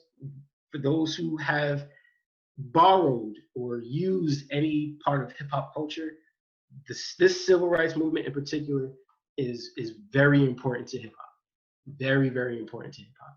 And especially if it's very important to the hip hop culture, is very important to the people who built hip hop, is very important to the people, the Black folks who gave us hip hop, whatever the case is. And yeah, so just educate yourself, build your arsenal up, and make sure you're fighting. And to go with what brother Mike, I sound like a preacher. What brother Nick Todd said. Crap, I lost my train of thought. Remember, not just educate yourself, but remember who you're fighting for and what you're fighting for. It's easy to get in, and it's, again, I'm in this gray area where I don't care if you have to loot, I don't care if you have to scream, I don't care if you have to punch. That's cool. Get it out and then do what you got to do. Remember where your focus is. So that's like, remember who you're fighting. Remember who you're fighting for. Remember what you're fighting for. Be genuine. Don't come out here. Just be genuine about everything that you're doing. Just, again, not only just educate yourself, equip yourself, build up your arsenal of knowledge, but also just remember who, what, and what you're fighting. Remember who and what you're fighting for, and what you're fighting, and who you're fighting. Because I'm not fighting Tamil. I'm not fighting the man to man. I'm not fighting Yohance. I think that's how you say your name. Forgive me if I said it wrong. I'm not even fighting Juju. I'm not fighting nobody. I'm really not. I'm not trying to. But if I come off in a very disrespectful way, just understand, I'm pissed. I'm tired. But just know, trust, I'm gonna get my shit together. Trust the person who is being angry. Look, that person will get their shit together. Educate them, of course. If they don't want to listen, look, okay. But just keep educating yourself so you can educate somebody else. But yeah, that's really it. I'm done. My name is Darien Van Rensalier from Patterson, New Jersey. Stay Black, stay healthy, love each other, stay 6 feet away from each other unless you're trying to knock somebody out. Darren, man, thank you. I don't think we could have ended it any other way. I mean, we have me as the host. I guess I gotta officially end it. But thank you so much, man. Yeah. Also, you're like the fifth person who has gotten my name right on the first try. So that was crazy. Welcome to the club. There's only 5 of y'all, but welcome. But yeah, man, everything was on point. I hope everybody, I know, our numbers have gone down. It's like 10:58 here in like Toronto, Canada, Eastern time. I know people like Nick have been up way too long. But thank you so much for everybody who did. Oh my goodness, 4 a.m. for Maggie. Thank you so much to everybody who is still here. It really does mean a lot. This is something we made not quickly, but definitely not with a whole lot of time. So it means a lot that the effort we did put in, which was a lot, and the sharing we did to get this out really got to some of you. And whoever you are still here this long, I really, really from the bottom of my heart appreciate it, because even though I'm the host and I'm the guy who's, talking in between, I am not the only person behind this. I got to give a shout out to the people that came to me and also had me be a part of this. Shout out Safa, shout out Ian, shout out Trish, shout out JC, shout out Tomiwa, shout out Kat, shout out who am I even missing? Shout out Zoe. I am so sorry if I'm forgetting anybody right now, but thank you so much, because this is not just me. This is not the intention of one single person. This is a community speaking, yeah? This is the community speaking on everybody that we collectively need to do better. This is not a Black issue. This is not a cisgender issue. This is not an American issue. This is something happening worldwide, and we open our eyes and understand that worldwide includes our neighborhoods, okay? We need to make action in the places that we have been and the places that we're trying to go, because this is so very important. I'd like to apologize for going so late. I'm pausing like that because there will be no but. This is an important conversation that needed to be had. So thank you again for all the panelists. Thank you for your energy, your time, truly from the bottom of my heart, from the bottom of all of our hearts. This was so, so needed. This has been recorded, so we will be putting it out there. Don't think, you had to be quickly scratching this down on your notebook and be like, oh my goodness, I didn't get the books Tré mentioned. I didn't get the movies. Nah, it has all been recorded. It will be in our bios, so keep a lookout for that. What I will leave you with, though, is remember, we can't just be active on social media. We have to be active in real life. There is a march tomorrow in Toronto, Friday, June 5th. All right, it's starting at 12:30. It's starting at Bloor Young Station. Please make sure to bring masks, horns, signs, etc. Okay, follow at the March for Change on Instagram to make sure that we're a part of this as well. Make sure that when we are posting this, make sure you're using hashtags like #Black, #Black capitalism, Black art, reparations, Black culture. Even use Blue Lives Matter, Allies Lives Matter, all lives matter, because this is not just our issue. Okay, they might not like it. It sucks. Okay, I didn't like eating vegetables. They gonna hear this. Okay, we all know what needs to be done, and they're gonna hear this. Preach. Thank you. Exactly. Okay. So with this being said and done, let us not just have this be a talk that we sat through today for however many hours and said, yep, that was great. I really got my education on. Well, I better, go back to, my daily life because nothing's changed. It's a trend. No. Okay. This is something that will continue to go on. This movement is a marathon. There is no end as of right now because we're still working towards that. We are making our end. There is no finish line because we are constructing it. Okay? So let's keep this motivation going. Let's do what we have to do, and let's keep each other accountable. You guys are amazing. For real, for real. People coming in from UK, Australia, amazing. Thank you so much. I hope I'm not missing anything. I know Safa will yell at me if I am. So really, I truly hope I'm not. But yeah, you guys know what it is. You guys have sat through this. You guys know. Yeah, I love you guys. I don't know all of you guys, but I really do. Thank you so much. If anybody wants to stay, I guess, and ask questions, please feel free to. I guess, Safa, stop me again if I'm saying too much and that's something we can't do. No, we just would go. I just want to say thank you to every single person who came, to the speakers who gave us our energy and our time, despite it being a very extremely emotionally exhausting week and a half. And thank you just for being representatives in our community. Definitely we'll have your questions answered in our Linktree bio. We have a Linktree bio in our GUESThouse TO. Please follow that account. Again, this is just the beginning. This was made by friends, for our friends, and for our people. Hope you guys learn so many great things, and thank you again to the speakers. Definitely learned so much. Please be careful tomorrow. Wear masks. Have your 2 meters apart. Wear whatever you need. Carry snacks for other people. Carry water for other people. Bring umbrellas, and love you guys all. You can close it off. Oh, all right. So with that, thank you. And I hope you guys have a great night. And I hope to see a lot of you guys tomorrow. Yeah. Stay safe, spread love, and Black Lives Matter.